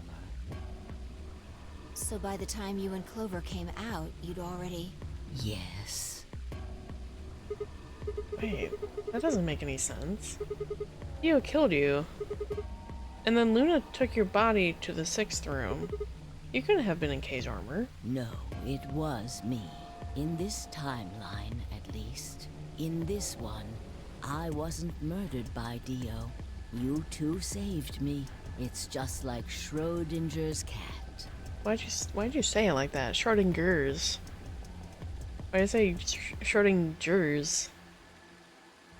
Your actions in the future decided who would be inside the armor in the past. She's quirky? God, she's still quirky 46 years later? I hate it here. What? No, that's nuts. Alright, what about the other history? The one where you weren't saved. What happens then? Who's wearing the armor? That's quite simple. The man in front of you. Him? That's correct. Whenever I'm not in the armor, he is. Oh god, imagine she starts talking about the elevator and getting wet again. It was so bad. It is so unnecessary. What about the memory loss? For my part, I confess that I lied. He, on the other hand, was telling the truth. God, it's just two opposites the entire time. It's either she's in there and she's alive, or he's in there, she's dead. If she's in the suit, she knows everything. If he's in the suit, he knows nothing. Large doses of soporil can cause memory loss. I gave him a rather large dose. So, who is he? You've never seen him before? No. What about the rest of you? I have no idea who he is. I've never seen him before.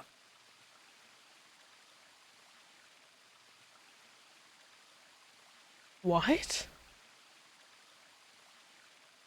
Oh, fuck off. Me either. Total stranger. Hey, come on. What are you guys saying? Right here? Same face? No, I think I figured it out. Huh? Huh? Are you alright, Mr. Sigma? That's cool. You know how you were looking for Zero the entire time? Did you hit your head or something? Yeah. You were all staring him in the face the whole time. Huh? What? It didn't make any sense. Why didn't they recognize me? I refuse to believe he never saw me here. He did. Sorry if you heard me slap my desk. He did. There's one in the infirmary above the sink, but it was so fucking dirty you couldn't look into it, and there's apparently no other reflective surfaces anywhere in the facility. So you could never get a proper look at his face. None of the monitors were reflective. None of the panels were clean enough to be reflective. The two mirrors we ever saw there, dirty as shit. So no, we never saw our face. Even the water wasn't clear enough, apparently, for that to happen. Sigma, your consciousness can jump through time. You can inhabit your body in the past or in the future. Sick. What does that mean? Don't you get it? You've jumped to the future from 45 years ago. I looked around frantically. A pond. I ran to it and threw myself down onto my knees. Yeah, at no point, even though we put a gem or some stone into this little hole in the lion's mouth, we weren't paying enough attention to see our reflection in the water, apparently, when we did go through the garden puzzle. Crawling on all fours, I approached the edge. My heart was hammering inside my chest. A cold sweat trickled down my spine. Calm down. Calm down. Calm down, damn it. I struggled to take deep breaths. Then slowly, I peered into the pond, looking for my reflection.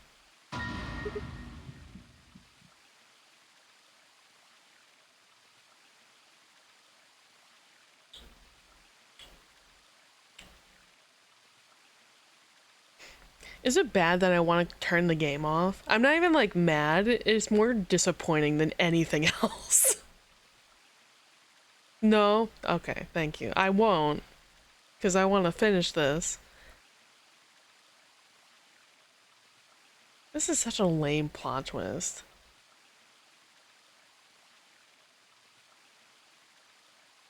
What? No, this can't be real.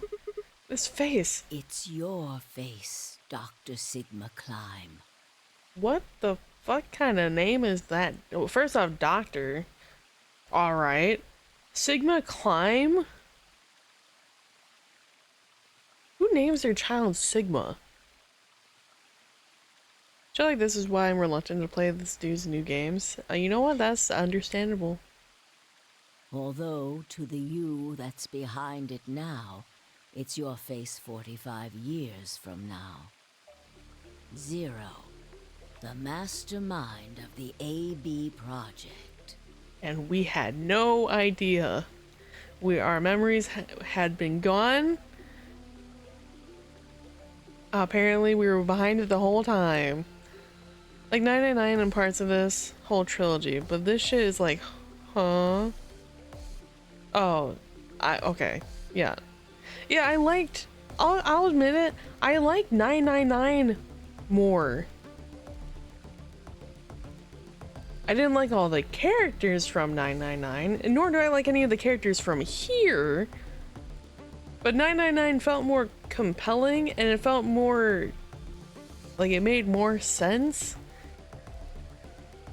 This one made slightly less sense, or felt more shoehorned bullshit in there to be like, ooh, science, ooh, math. Most people say they like this one is the best, but I like 999 more. I've heard that from a few people that VLR is their favorite. No, I'm sorry.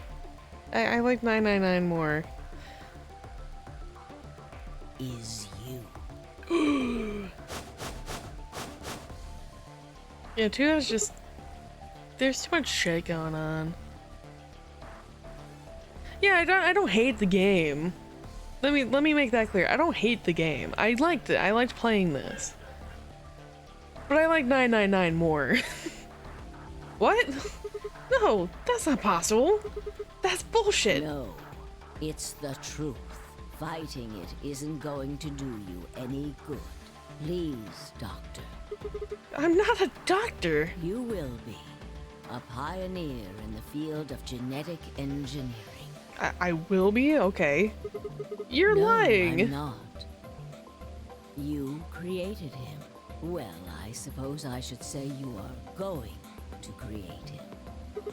Great. His name is Kyle Climb. Oh, that would make sense for K. Just you know, chop off that bit. Your clone. That makes sense. That is why he looks just like a younger version of yourself. That makes sense. Oh, we were a horrible father to him. Oh no. Oh, we were a terrible father to Kay. Oh. Oh, buddy, I'm so sorry. Oh, pet. I'm so sorry that you had a poor childhood because of ourselves. It's also why you dressed him just like you for no reason. Yeah, right. 23 years ago, in the biolab here in Rhizome 9, you created Kyle. But we created him from, like, a baby. Like, he had a full childhood. Because we saw flashbacks of him as, like, a young child. He was very small. And looking up to, like, myself and Akane. But so he was like a child. So he had like a full like life. Like went through puberty and everything to now look like Sigma how we thought we looked like. Well, I suppose for you, that's still in the future. When I said I was born and raised here, I was still pretending to be him. The gravity here is only 1/6 of Earth's. If nothing was done, the reduced gravity would cause his bones to be weaker than normal human ones. That makes sense. But you prepared for that. You gave him that armor. So he wasn't frail. That's nice, I suppose. Ever since he was born, he's lived inside of it. It kept his muscles and bones strong. That's such a sad way to live. I guess like it makes sense, but it's like the equivalent of like a kid living in an iron lung for their entire life. He wasn't forced into it for the Nonary Game. He's been wearing it every day, all his life. Yeah, that fucking sucks. What the hell? But why would future me create a clone? He was to be your spare. Well, that's so fucked. Spare for what? If something happened to you before the project began, he would take your place. And then what? He doesn't have the same memories. Unless they would be artificially implanted somehow? Kinda like Mickey 17, just like import the data somewhere. That the AB projects A and B stood for after and before. You did, yes. That isn't all they mean, though. Alright. The A also means anima, and the B means body. Okay, cool. Anima is another word for the soul, or the consciousness. Body is, well, exactly what it says on the tin. The past consciousness will go into the future body, and the future consciousness will go into the past body. The A stands for anime, and B stands for bullying.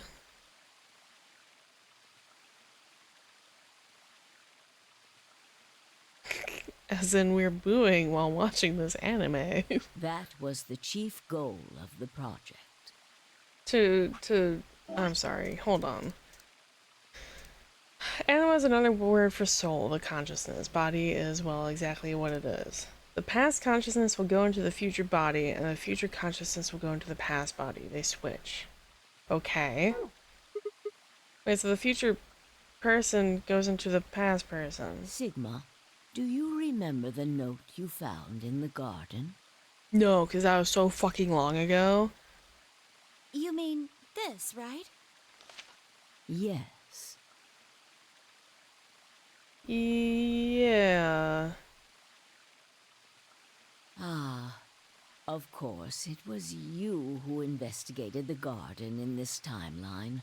Yeah. Sigma, take a good look at this. It's an illustration of the time jumps your consciousness is making. Oh, is that what these like little humps are? It's just a jump, like, whoop. Like, whoop. A is where everything began. Yep. There we are. December 25th, 2000. That's a good way to put it. That's what I would assume, right? So like A, and we like follow the consciousness to here, right?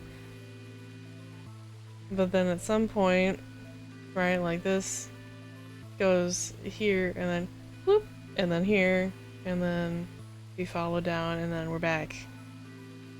And then depending which way we went here, either we go this way, whoop, and then up, or we go this way, and then whoop, we go up that way. We literally jump over certain parts of the timeline.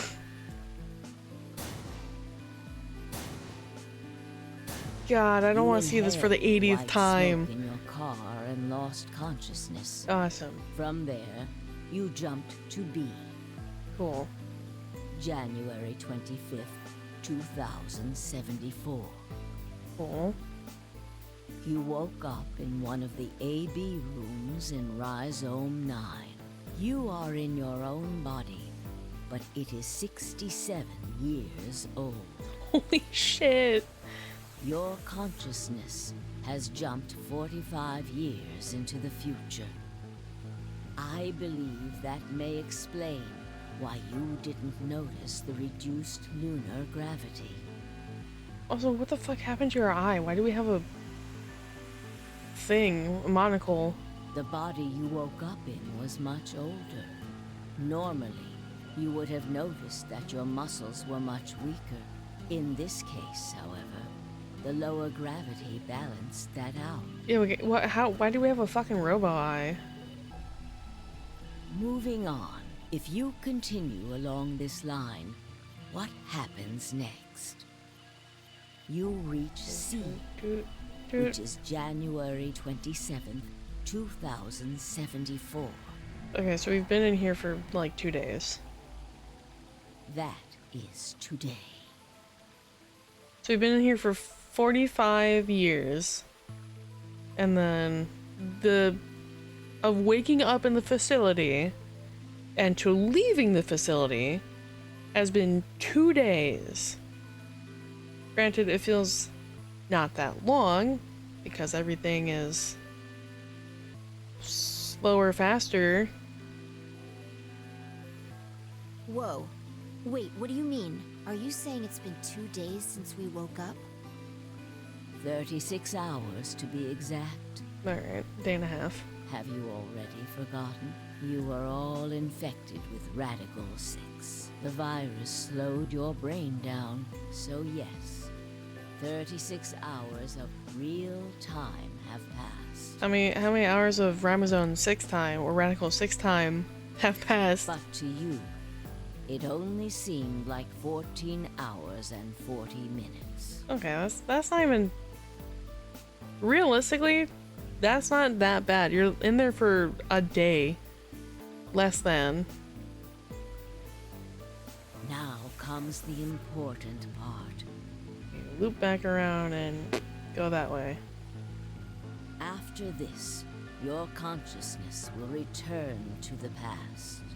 It will re-emerge at point D. Yes. April 13th, 2029. You will return to your younger body. But that's the same day as the reactor explosions. Yes. That is why I said it will be too late. You will return to the past, but the events you would want to prevent will have already happened. The story does not end there, however. The line continues. After Right. reaching point D, you will eventually return to B.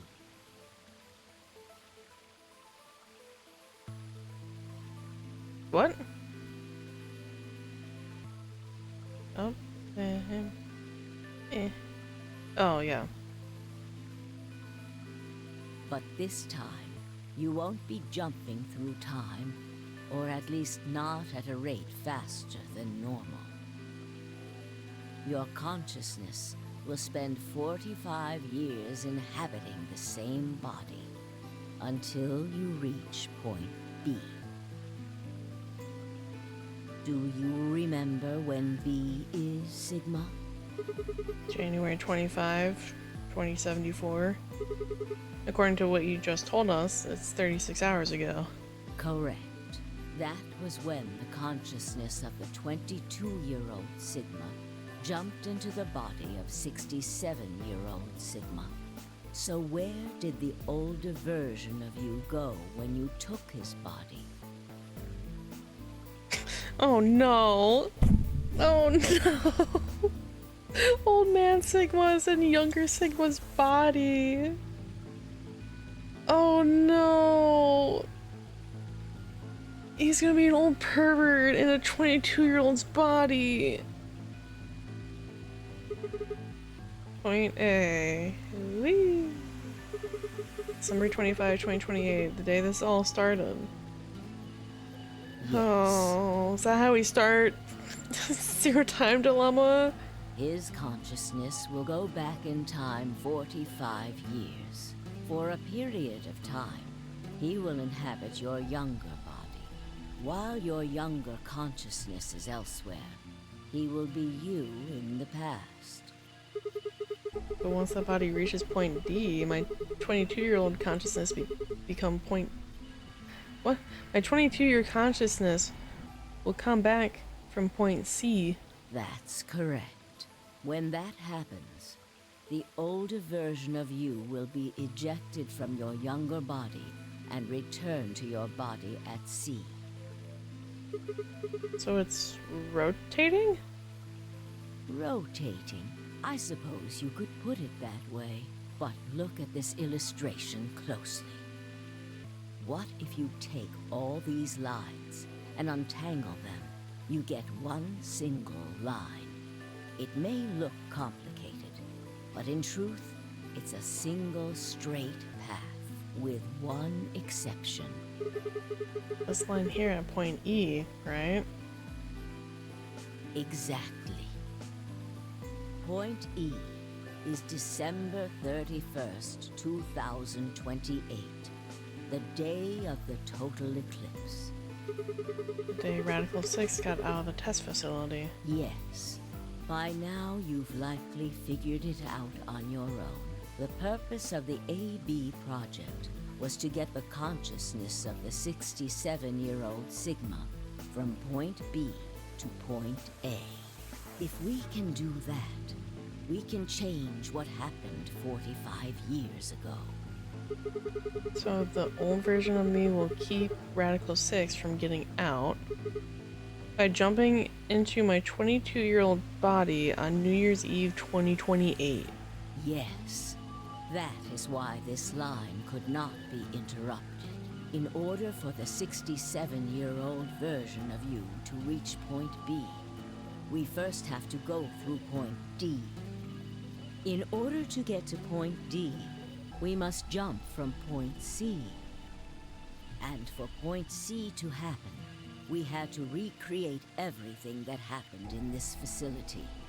That is why we have faithfully retraced history up to this point, so that we might save humankind from destruction and undo the horrors of the last 45 years.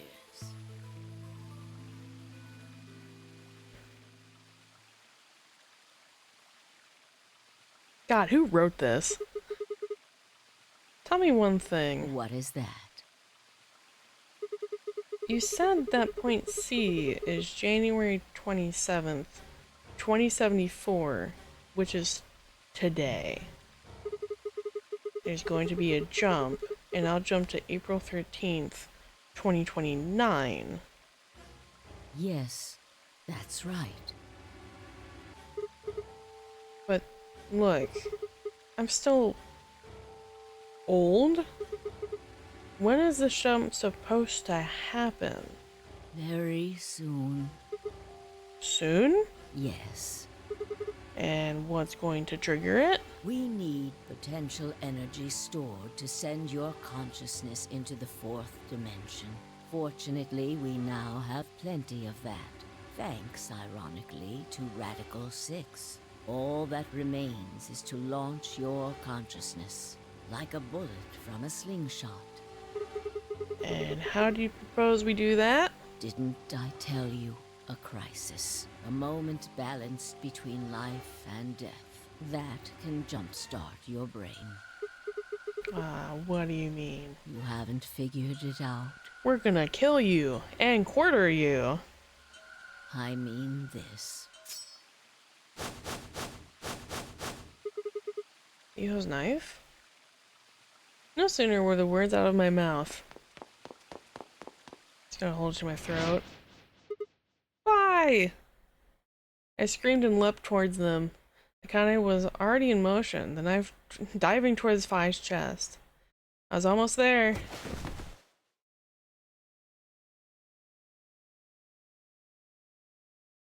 And I regained consciousness. I was on the floor. There was a dull pain in my chest. I felt for a cut, but something was in the way. It took me a moment to realize that it was Akane's body lying on top of me. I twisted my neck to look around. Nearby was an old tombstone. On it was written in a few words in Latin. Tu fui ego eris. What you are, I was. What I am, you will be.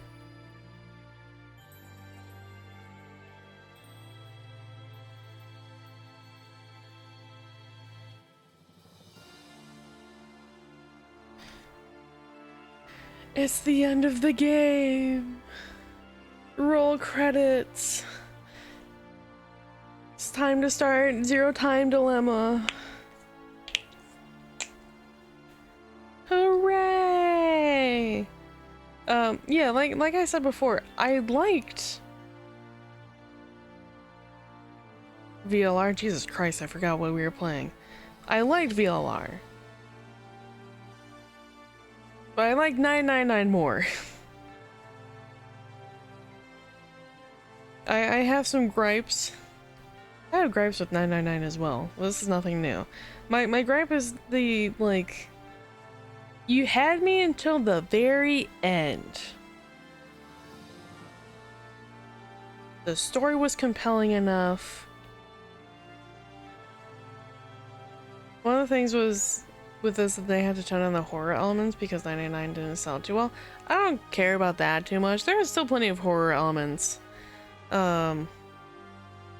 Just like more for the endings, I guess. But like I didn't. That didn't make or break anything for me. My gripe with this was it felt like you jam-packed too many niche things and tried to connect them, and it didn't really work. Like it did and didn't. Because, like, the Schrodinger's cat. We got that book really, really early on. Only to have it be found out of, oh, it was either Akane or Kay in the suit. And that's what that was hinting towards. Or, the AB project was more or less the prisoner's dilemma. Yeah, the writer really went on a rabbit hole of pseudoscience and, like, hypotheticals with this.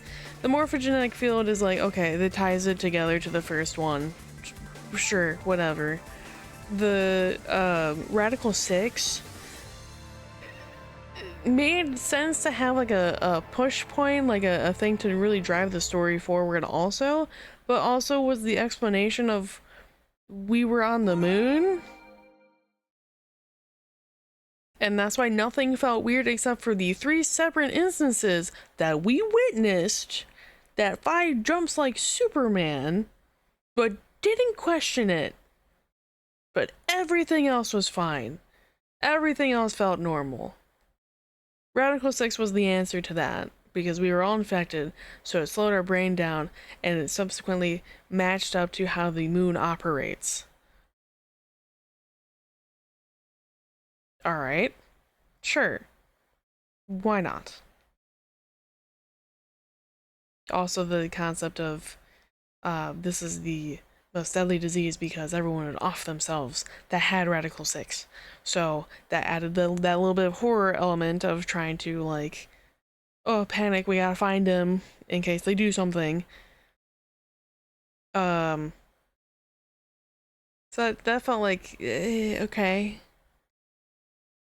The, I don't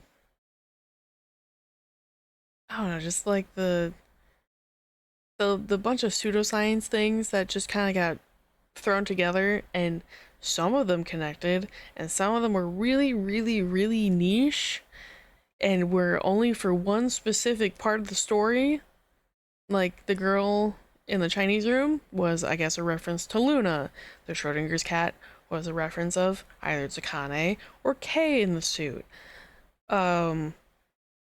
There's a couple others that were like specifically relating to characters, and you wouldn't find out what that meant until you got there. Okay. Sure. This more just felt like, oh, I found this concept and it sounded cool. Let's sprinkle it in there and we'll find a way to connect it later.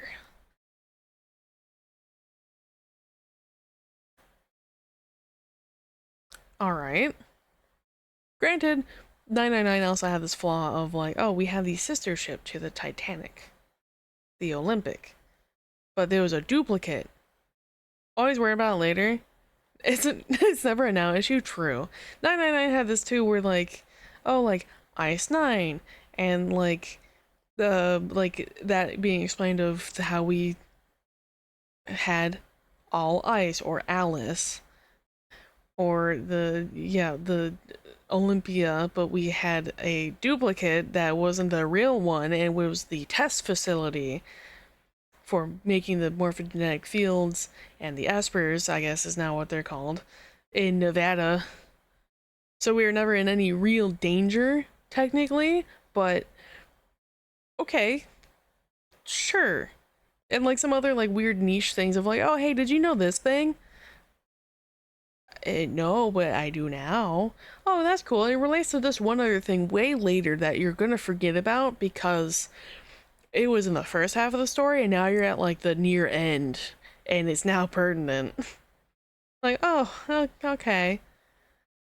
It's the weird pseudoscience things that get kind of like shoehorned in there and then they figure out how to connect them at a later point. That's the thing that I don't like. I like learning the new facts and I like learning things, but this is not the way to do that. I'll be honest.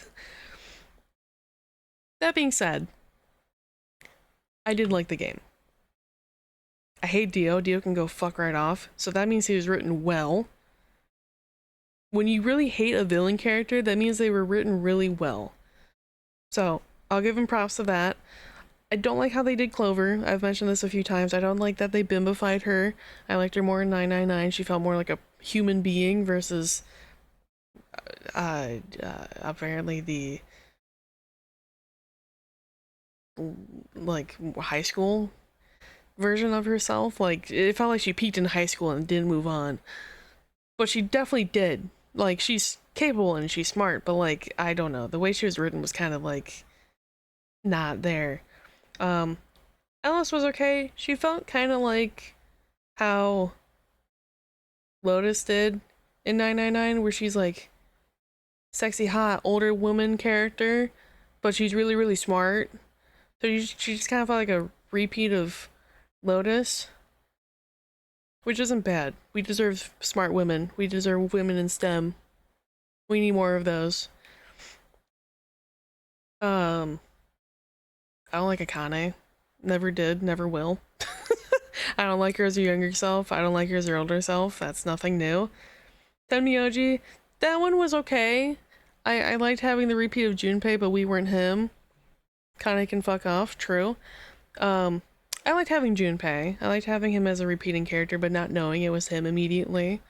And then he has a now younger child companion that he's taking care of, showing that he did grow up and he's now like, you know, matured in age and matured in personality. I liked Kay. I liked Kay when he was Kay. I don't know, he was very gentle, soft-spoken, but he definitely like knew how to pack a punch when needed. I liked Fi. I like her dry humor. And Sigma's kind of like Junpei Part 2. Because he had like the weird comments of like, he'd be fine for most of it, and then he'd have parts of either he's a complete dumbass and doesn't understand anything, or he's a horny 22-year-old man that isn't actually a 22-year-old man. You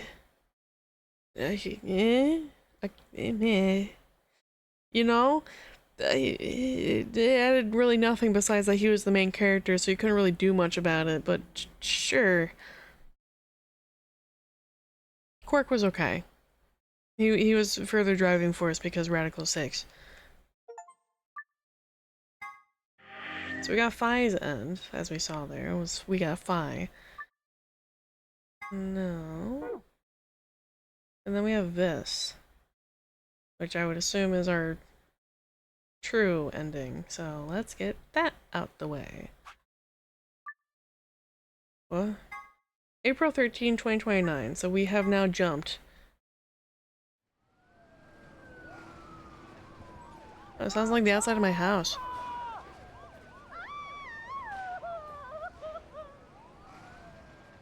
Today is April 13th, 2029, and this is the evening news. Unfortunately, I'm sorry. I don't have any news to read. All of our station's reporters have passed after contracting Radical 6. So have my... Excuse me. I do notice the art change. It looks a little cleaner. It doesn't look as like polygonal as we've been looking at. I've managed to keep us on the air until now.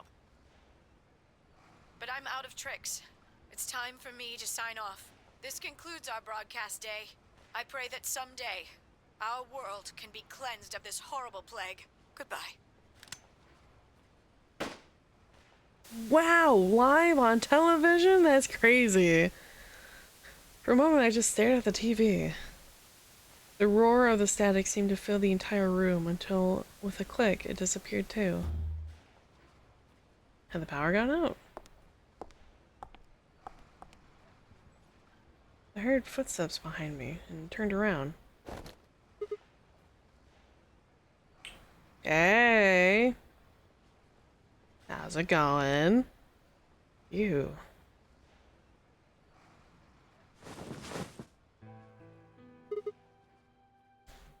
God, she's back. Akane? It looks like the first step was successful. What the fuck? You killed me! Killed? I guess technically you're going to kill me 45 years from now, but still. Hey, no need to be rude about it. I didn't kill you. I hit you with the butt of the knife. You're fine. I'm okay.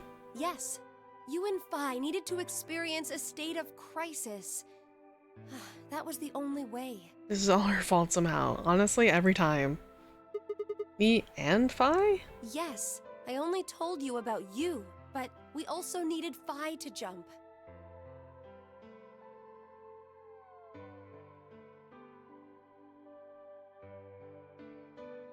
Now, you know what happens next, right?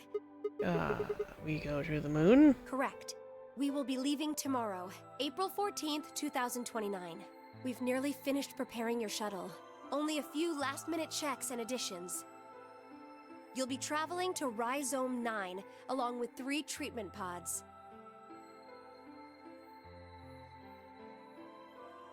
So...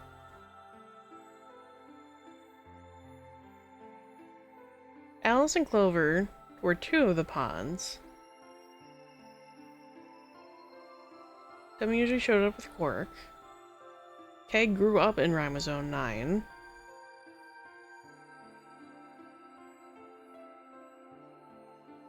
Phi jumps. Dio makes his way in there.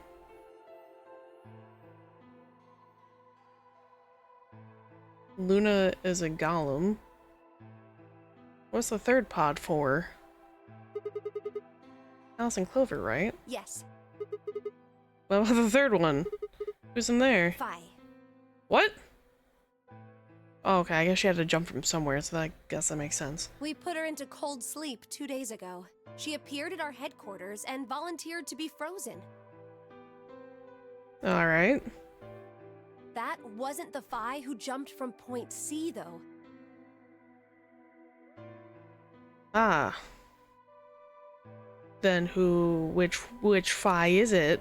It was Phi before she jumped from point A to point D.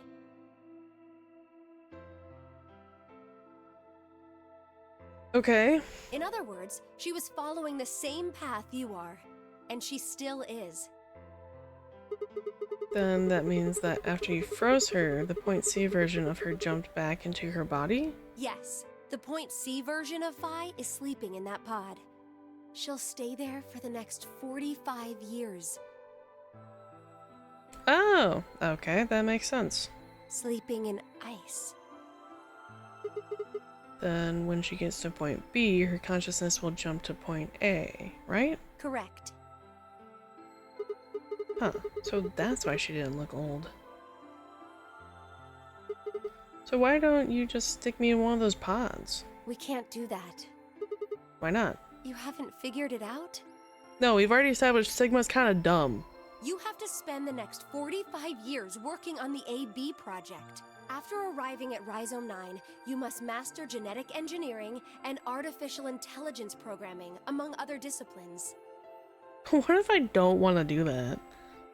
Otherwise, you will be unable to create Kyle, Luna, and Lagomorph. Why did we name him that? And, of course, you will need to develop the chromatic doors and the bracelets. You will also be the person who summons Tenmyoji and Quark. Once you've completed all the preparations, then the project can actually begin. January 25th, 2074. I'd just be like, no, fuck that. I saw what happened. I don't want to do that again. No thanks. You will defrost Phi and carry her to the third AB room. Once you've done that, the 22-year-old version of you from point A will force you out. And you'll just go back 45 years to your own body on December 25th, 2028.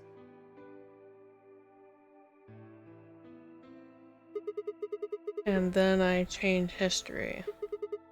Do you really think I can keep the virus from getting out? You have to. If you don't, billions of people will die. Only you and Phi can save them. What about you? Are you an Esper too? I can't do anything on my own. I would legit hit Akane with a steel chair WWE style. You know what? I would throw her into one of the pods.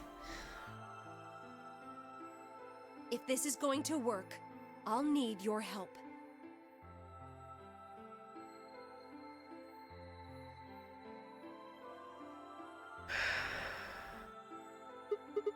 So, what do I need to do? What do you mean? Like, what specific actions do I need to take? When Phi and I jump to point A, what are we gonna do then? You'll both enter the Mars mission test site. And after that? I don't know. What? I'm sorry. I really don't know anything about what happens in there. We don't know how the Radical Six escaped. We don't even know why it was there in the first place. Oh, crap. And we're screwed. That's why we need your help. You have the ability to jump through time and across parallel worlds. We need you to figure out what happened in that test facility.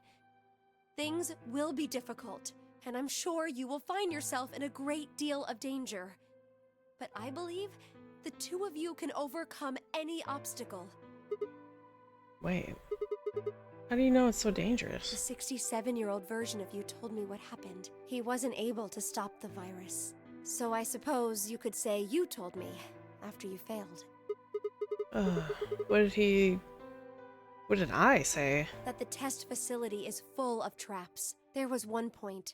A woman's life was in danger. You risked yourself for her sake, and lost your arms and your right eye. That would explain the robotic arms and the eye. Alright. My arms and my right eye? Jesus. What the hell?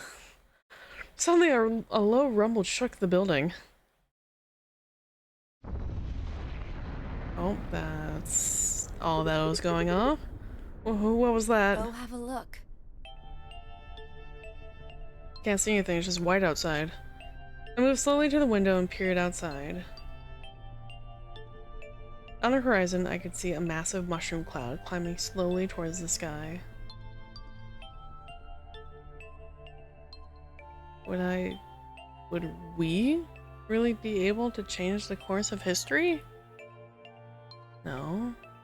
That was the wrong way to look at it. It couldn't be a question. I had to change history.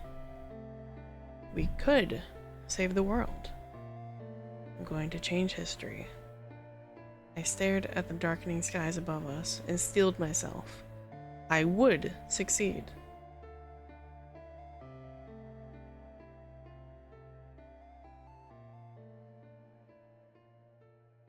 Wow. End or beginning? Saw the end, or maybe the beginning.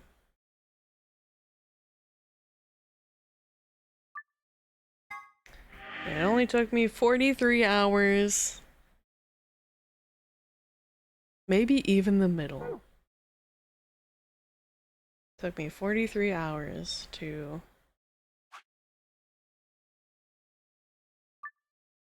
Alright, hold on.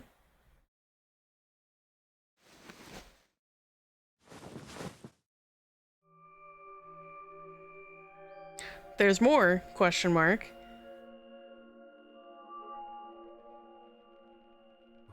Where? I see you've finally woken up, Kyle. Oh. Kyle. Ah, yes. Of course. You've only just woken up in this timeline. It's only natural for some of your memories to be missing. I lurched upright, jumped off the bed, and ran around to the other side of the partition. Right, there was a mirror this whole time, and we didn't look into it. The mirror over the sink was covered with a film of dirt. At no point where you go and like clean it. We just said, oh, that sucks, and moved on. Bullshit. I wiped it off with my sleeve, and my reflection stared back at me.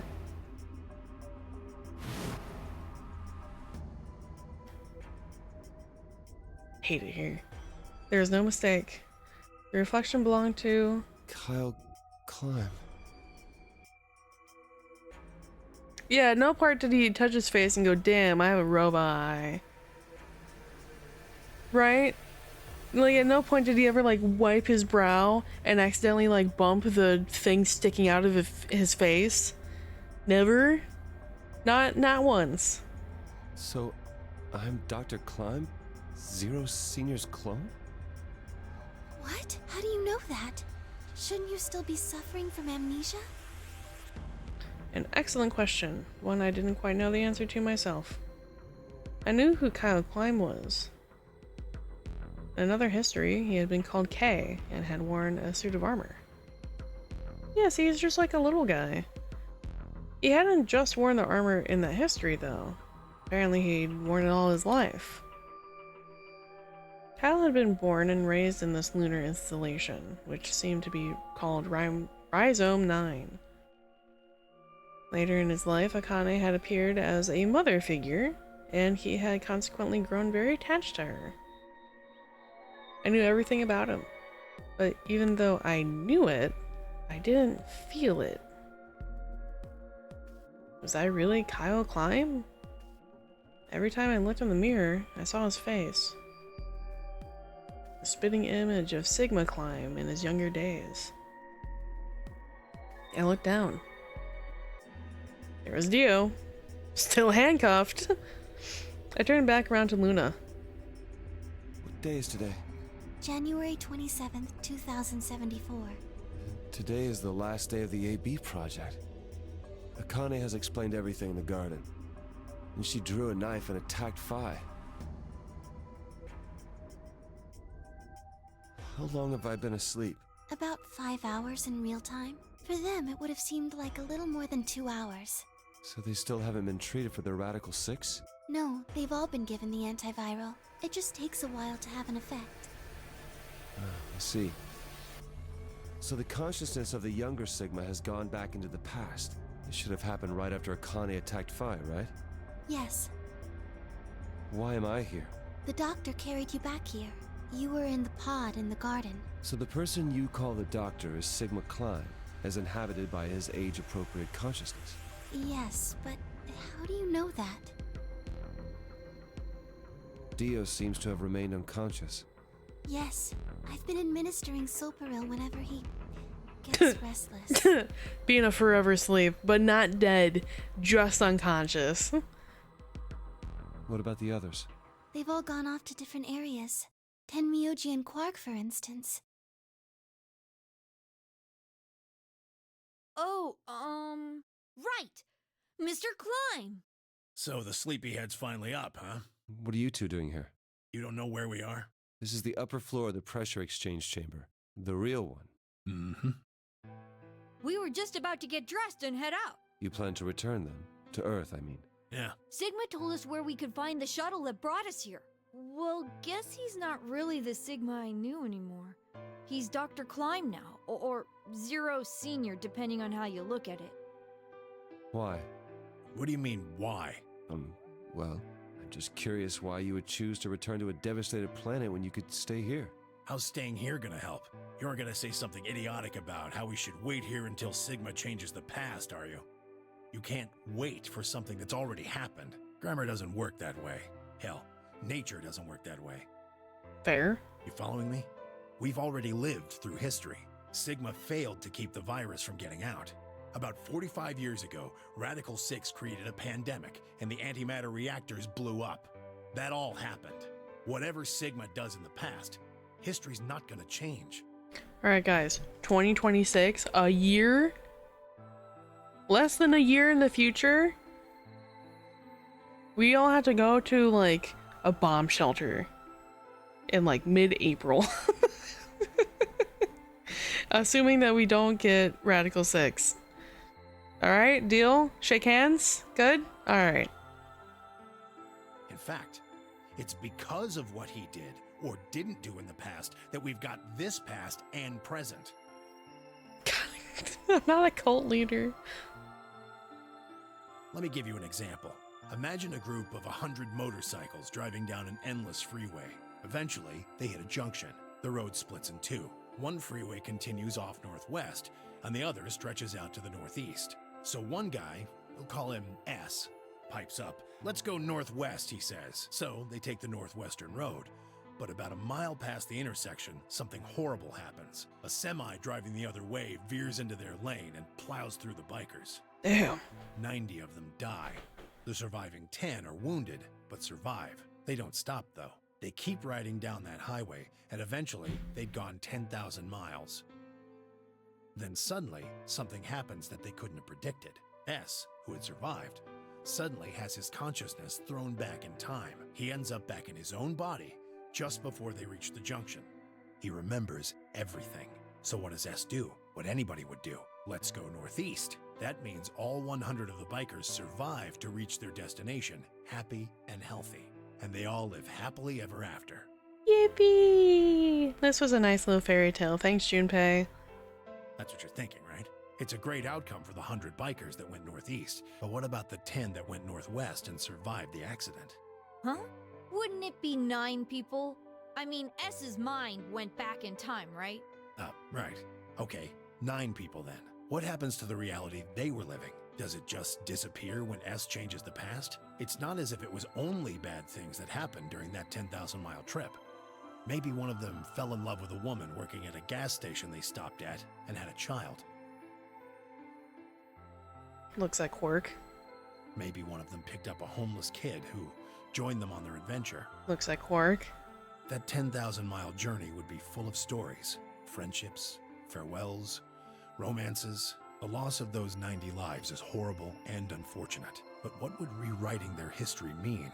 The 9 who survived lived full lives. How can it be right to just erase all that? The survivors overcame their own misery and loss and made the best they could of the hand they'd been dealt. Isn't that worth something? Isn't that the best thing that humans can aspire to? Is there really any point to a world where everything is happy? Are people who struggle for a better life just idiots? Being human is about fighting, even when it seems hopeless, and finding happiness, even in a world that hates it. You know, he brings up a good point. Always look for the silver lining. Things could always be worse. Things could always be better. But things could always be worse. Are you saying that's worthless? If you're saying rewriting the past will erase all these other timelines, then whatever God wrote those rules can Look, I'm just not going to accept that, alright? You get it? If Sigma changes the past, then you and Quark will never meet. Is he right? No, it's not going to happen. We're here right now. This is reality. Even if Sigma does change the past, we're not just going to disappear or something. Oh, then that means we get to stay together? Good. Thanks, kid. Kyle, that was kind of a dick move. I won't lie. I understand how you feel. Why you want to return to Earth is clear. You have lives there, I imagine. There are likely people waiting for you. Right. Uh-huh. Have you already said goodbye to the others? Vi, Luna, Alice, and Clover all saw us off. We told them we'd see them again someday, and then came here. They were the only people you want to say goodbye to? Well, no point saying anything to Dio. Besides, he's asleep. You were asleep too. Sorry, but we didn't really know much about you. You have a point. Akane was in the armor in this timeline, after all. What about Sigma? Well, he's not really Mr. Sigma anymore. Of course. I mean, he is. He is Dr. Klein now that his consciousness has returned. Yeah, but more importantly, he's the guy who brought us all here. Not a lot of warm feelings there, you know? And Akane? Never mind her. Damn. I bet he's so heartbroken. She's just like him. Not the Akane I knew. She must have seen some pretty awful things over the years. Hell, she might not even be human anymore. But the Akane Kurashiki I know isn't here. She's not anywhere. Damn. In the end, Clover and I were just pawns. Yup. Pawns to be used and then gotten rid of. Still, it's not like we're completely resentful. We had to be here to help change the past. That part's easy to understand. These two are stuck here. Oh no, they could go back. Yeah, I mean, like, they could go back, but, like, there's not much point. But they're not stuck here. They just kind of have no reason to go back to Earth. But Kinda sucks, though. I mean, Sigma and Phi have it easy. They get to go back to December 25th in 2028. They'll stop the Radical Six and save the world, and then they'll have a nice, normal future to look forward to. In other words, they get to go back to Point E and just enjoy history like it was supposed to happen. They did Clover real dirty. Yeah, right? Like, she didn't deserve this. But we don't. We're stuck with Point C as our starting point. You told us about Tenmyoji's story, right? Yeah, they made her a bimbo and trapped her into the apocalypse. That's not cool. The one with the motorcycles? It would be like if Alice and I were kidnapped right before the intersection. Then whoever grabbed us takes us to wherever the bikers are going, 10,000 miles to the northwest. Don't get us wrong. We know why we had to be here. Without us, S's consciousness wouldn't have been able to go back to right before the intersection. If that couldn't happen, then the fate of those 90 dead bikers would be sealed. But It's still not the best situation for those of us left in the Northwest. We're stuck in the reality where the 90 bikers died. are we just supposed to go live on Earth? It's a wasteland now. And what about our friends and families? We left a whole world behind 45 years ago. Clover, I hate to tell you, Snake might be dead. Even if it is for the greater good? It just doesn't seem fair, does it? Yeah, it's a little bit much. So we went and talked to the old lady. She told us that there is one way. One way we could get back to the past. Let's say you do go back to the past. Wouldn't that cause your minds to get thrown back here? That seemed to be how Sigma and Phi's jumps worked, at least. Yes, you're right. But this is different. Different. From what she said, it sounds like there's a way we can send our bodies back in time, too. Oh god, we're doing actual time travel? That's ridiculous. It would create a paradox. How could you have two Clovers and two Alices at the same time? But that wouldn't happen. Akane says there's a way around that. How on earth does she plan to do that? Schrodinger's Cat. Fuck off. Oh, hey, Kyle. Schrodinger's cat is a paradox. He tries to play it off like Schrodinger's cat is going to send them back. And I was like, fuck that. Like, that's not how that works. Yeah, they're stuck here. I'm sorry. There's a version of them that's stuck here, and there's a version of them that's in the normal good future. That's what it is. They happen to be stuck here. The end. That's it. That's what it is. Figured you'd come here eventually. Hi-fi. Where's Dr. Klein? Luna said you were with him. He said he was tired, so he's off resting right now. There's a bedroom at the end of the hallway. He's in there if you're curious. Oh, right. He told me to turn on this hologram projector thing when you showed up. Want me to start it? Sure. Glad to see you. There isn't anything in particular that I have to tell you. However, I imagine there are a great number of things weighing on your mind. I'd love to answer all your questions, but unfortunately, my circumstances make that an impossibility. I hope you can forgive me. Everything I know, Phi should also know. I have instructed her to answer any questions anyone might have. Anyone other than Kyle, that is.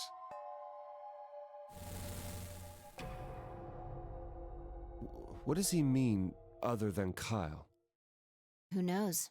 Is there anything you want to ask? Right, well, I guess I may as well cut to the chase. Just who are you, Phi? I'm not Superman, that's for sure.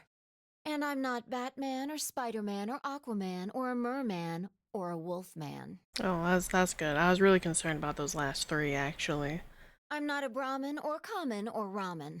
I'm not a Cayman either, so you really don't need to worry about anything. Thank you. Please don't dodge the question. About 5 hours ago, Akane attacked you with a knife. That triggered something which sent your mind back to the past, correct? Specifically, you were sent to Point D, April 13th, 2029. On that date, your body was already in Akane's custody. Although by then you were in cold sleep. You wouldn't have regained consciousness, but your mind was now inhabiting that body. That pod was your home for 45 years. You slept there, frozen, until the time was right. Then on January 25th, 2074, you were finally thawed out, even though you didn't wake up. Still unconscious, you were carried to the AB room. That was when your consciousness changed bodies again. A version of you from December 25th, 2028 arrived, pushing you out, and sending you back to December 25th, 2028. This is when you finally woke up. In 2028, you found and joined forces with Sigma, whose older mind was inhabiting his younger body. Together, you attempted to infiltrate the Mars mission test facility. Unfortunately, your plan failed. The Radical Six did escape on New Year's Eve. That failure determined the path you followed. Instead of going along the line that branches out to the right from Point E, you headed straight to Point D. Point D being April 13th of the following year. That was the day that you made your way to Akane's hideout and asked to be put into one of the treatment pods. Another consciousness enters your body around that time from the future. It is, of course, the version of you that left your body when Akane attacked you in the garden. This caused the two versions of you to swap places, and you moved 45 years into the future, where you woke up on the garden floor. That put you on the line that comes here. So if we discount the time you spent in cold sleep, for you only 3.5 months have passed since that happened. That being when you were sent back into the past from the garden. Have I missed anything? No, everything you talked about you got right. Well, what do you mean by that? I'm kind of an unknown variable in this equation. You could think of me as a kind of X factor. It's taken me the last 3.5 months to understand it. I haven't understood anything in the last 3.5 seconds. Could you please explain? It's kind of like the relationship between classical mechanics and modern physics. Strictly speaking, you can't combine velocities with v1 plus v2. Oh yes, because I would know this offhand, of course. v1 plus v2 divided by 1 plus v1 times v2 over c squared is the actual equation. Of course, the sort of velocities we encounter in day-to-day life don't come close to being c squared, which is the speed of light squared. That means that 1 plus v1 times v2 divided by c squared is usually going to evaluate to something pretty close to 1. Yes, of course. Since that would mean dividing by 1, it's usually okay to just skip that step and use v1 plus v2. You see what I'm saying? In most situations it works, even if it isn't technically correct. Sure, yep. So you knew enough to get the stuff you were talking about, right? As long as you stick to that, you won't run into any problems. I don't quite understand. In fact, I feel like you're dodging my questions. So was that what you wanted to ask about? No. What I really want to know is what happened between Christmas and New Year's Eve in 2028. You and Sigma infiltrated the Mars mission test site, didn't you? Yes. What happened there? How did Sigma lose his eye and both his arms? And why was Radical 6 in there in the first place? What could a deadly virus have to do with the simulated mission to space? Sorry, but I can't tell you that. Why? Because it would change history. There is a history where the virus didn't escape. That's the line that goes to the right of point E. In that timeline, humanity isn't heading for annihilation, and Earth isn't red. The future is much brighter. But if I tell you what you're asking me right now, then that reality will disappear. You understand? I don't. Why would all of that disappear if you told me what I want to know? You're about to go back to the past, right? The past? Don't be silly. I can't do that. Then where the hell did you learn all this stuff? I just listened to you tell me a bunch of things you shouldn't have known about. You were sleeping in the pod in the garden. You just woke up. So how can you know all this? You know my past. Sigma's past.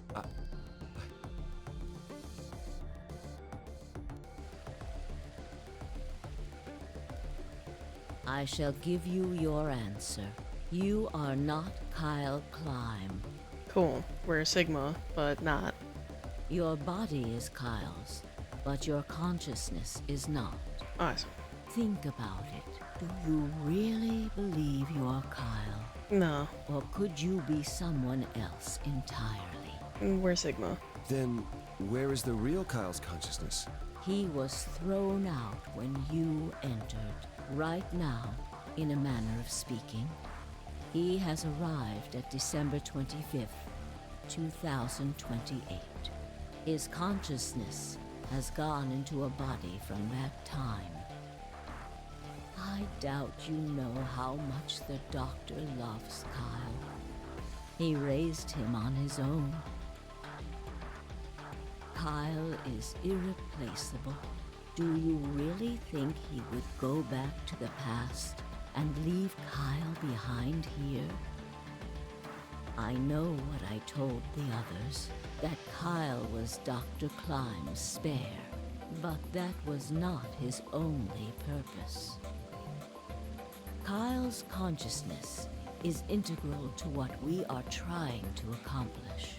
This new mission begins on Christmas and ends on New Year's Eve, 2028. Its purpose will be to infiltrate the test facility and prevent the spread of the virus. For this to happen, Kyle is absolutely necessary. And that is why he created him? Yes. So now that my consciousness has entered his body, the doctor has achieved his objective. Kyle has gone back to 2028 to participate in his mission. Correct. There's one thing that troubles me. Kyle was created before reaching point B from point D. That means his body did not exist on Christmas in 2028. Does that mean he has entered my body? Have we just switched places? I suppose you could put it that way, yes. That's ridiculous. What's going to happen to me? You're telling me I have to spend the rest of my life here in this box, living in a borrowed body? No, not at all. You can travel freely through time and space. You are an uncontrolled variable that entered our closed system. As such, the rules of this world do not apply to you. I have no idea what... Please don't try to play dumb. I know what you are. Surely you must know by now, too. You are about to go into the past and save the world. Phi and Sigma, even with all of his future knowledge, will need your help. Only you can right the horrible wrongs of our past. Only you can save the world. There's no way I... Yes, there is. You have to. Don't you want to know the truth? Don't you want to know what happened in between Christmas and New Year's Eve in 2028? Well, yes, I do, but... Not... Yes, but no. Then you must believe. Reality is shaped by what we believe reality should be. If observation can change the motion of a particle, then how is it odd to think that human thought can shape reality? Your will can change history. The world will be reshaped into the one you imagine.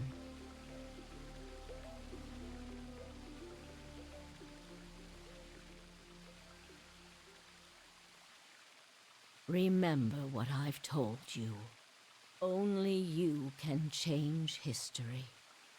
Only you can prevent wildfires. Only you can save the world. So we're not Sigma.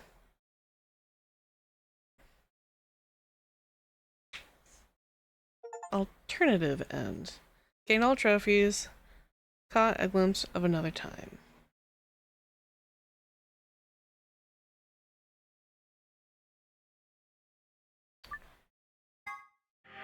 Alright, 43 and a half hours. And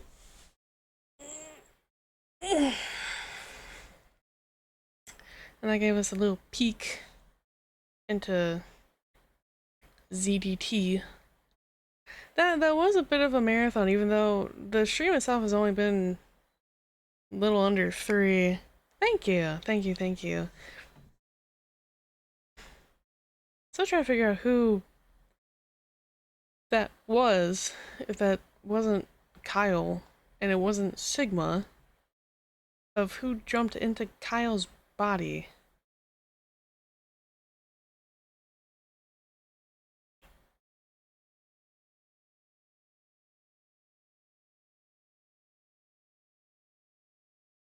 I'm just gonna put it out there. I think Kyle started Radical 6. Alright. It was you, the player?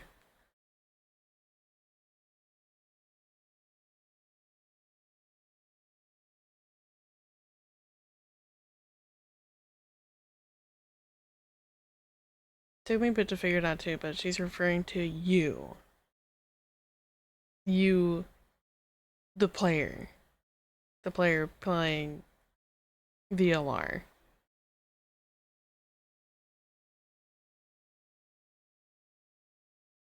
I suppose that makes sense. Because how else would we know all that information? Or, quote, Kyle would know all that information. Okay, well. Yay, we got all the endings. That's Akane's end. That's Phi. And then older Akane and that was a game.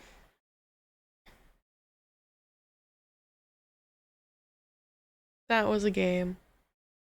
It wasn't bad. Not my favorite.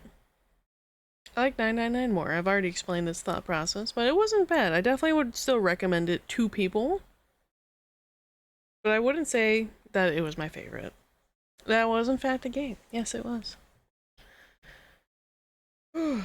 Well, thank you all for hanging out with me and sticking with me through this very, very long, complicated, fascinating, conceptualized game. I hope you all enjoyed it. I hope you had fun. I hope you enjoyed my sarcasm and witty banter and comments throughout the series. We will find someone to go and raid. And then we'll find another game. We'll probably hold off on Zero Time Dilemma for a bit, just so we're not like immediately jumping back to back in the Nonary Games. We're here for the funny big titty cat commentary. Thank you, thank you. I sure hope so. But we'll find something else to play in the lapse of time. Maybe I'll grab another Metroidvania. Maybe some demos. I have a bunch of demos. Maybe I don't know. We'll find something out to take the Wednesday slot. But let's go find someone to raid. Like no. Close that. So we're gonna stay here for a bit, I think. Let's put on a bit of music so it's not dead quiet. Boss is still streaming some various spoopy demos. Gentle Jester playing Space Station 14. That seems oddly appropriate as we were in a space station. Yeah, let's go say hi to Gentle Jester.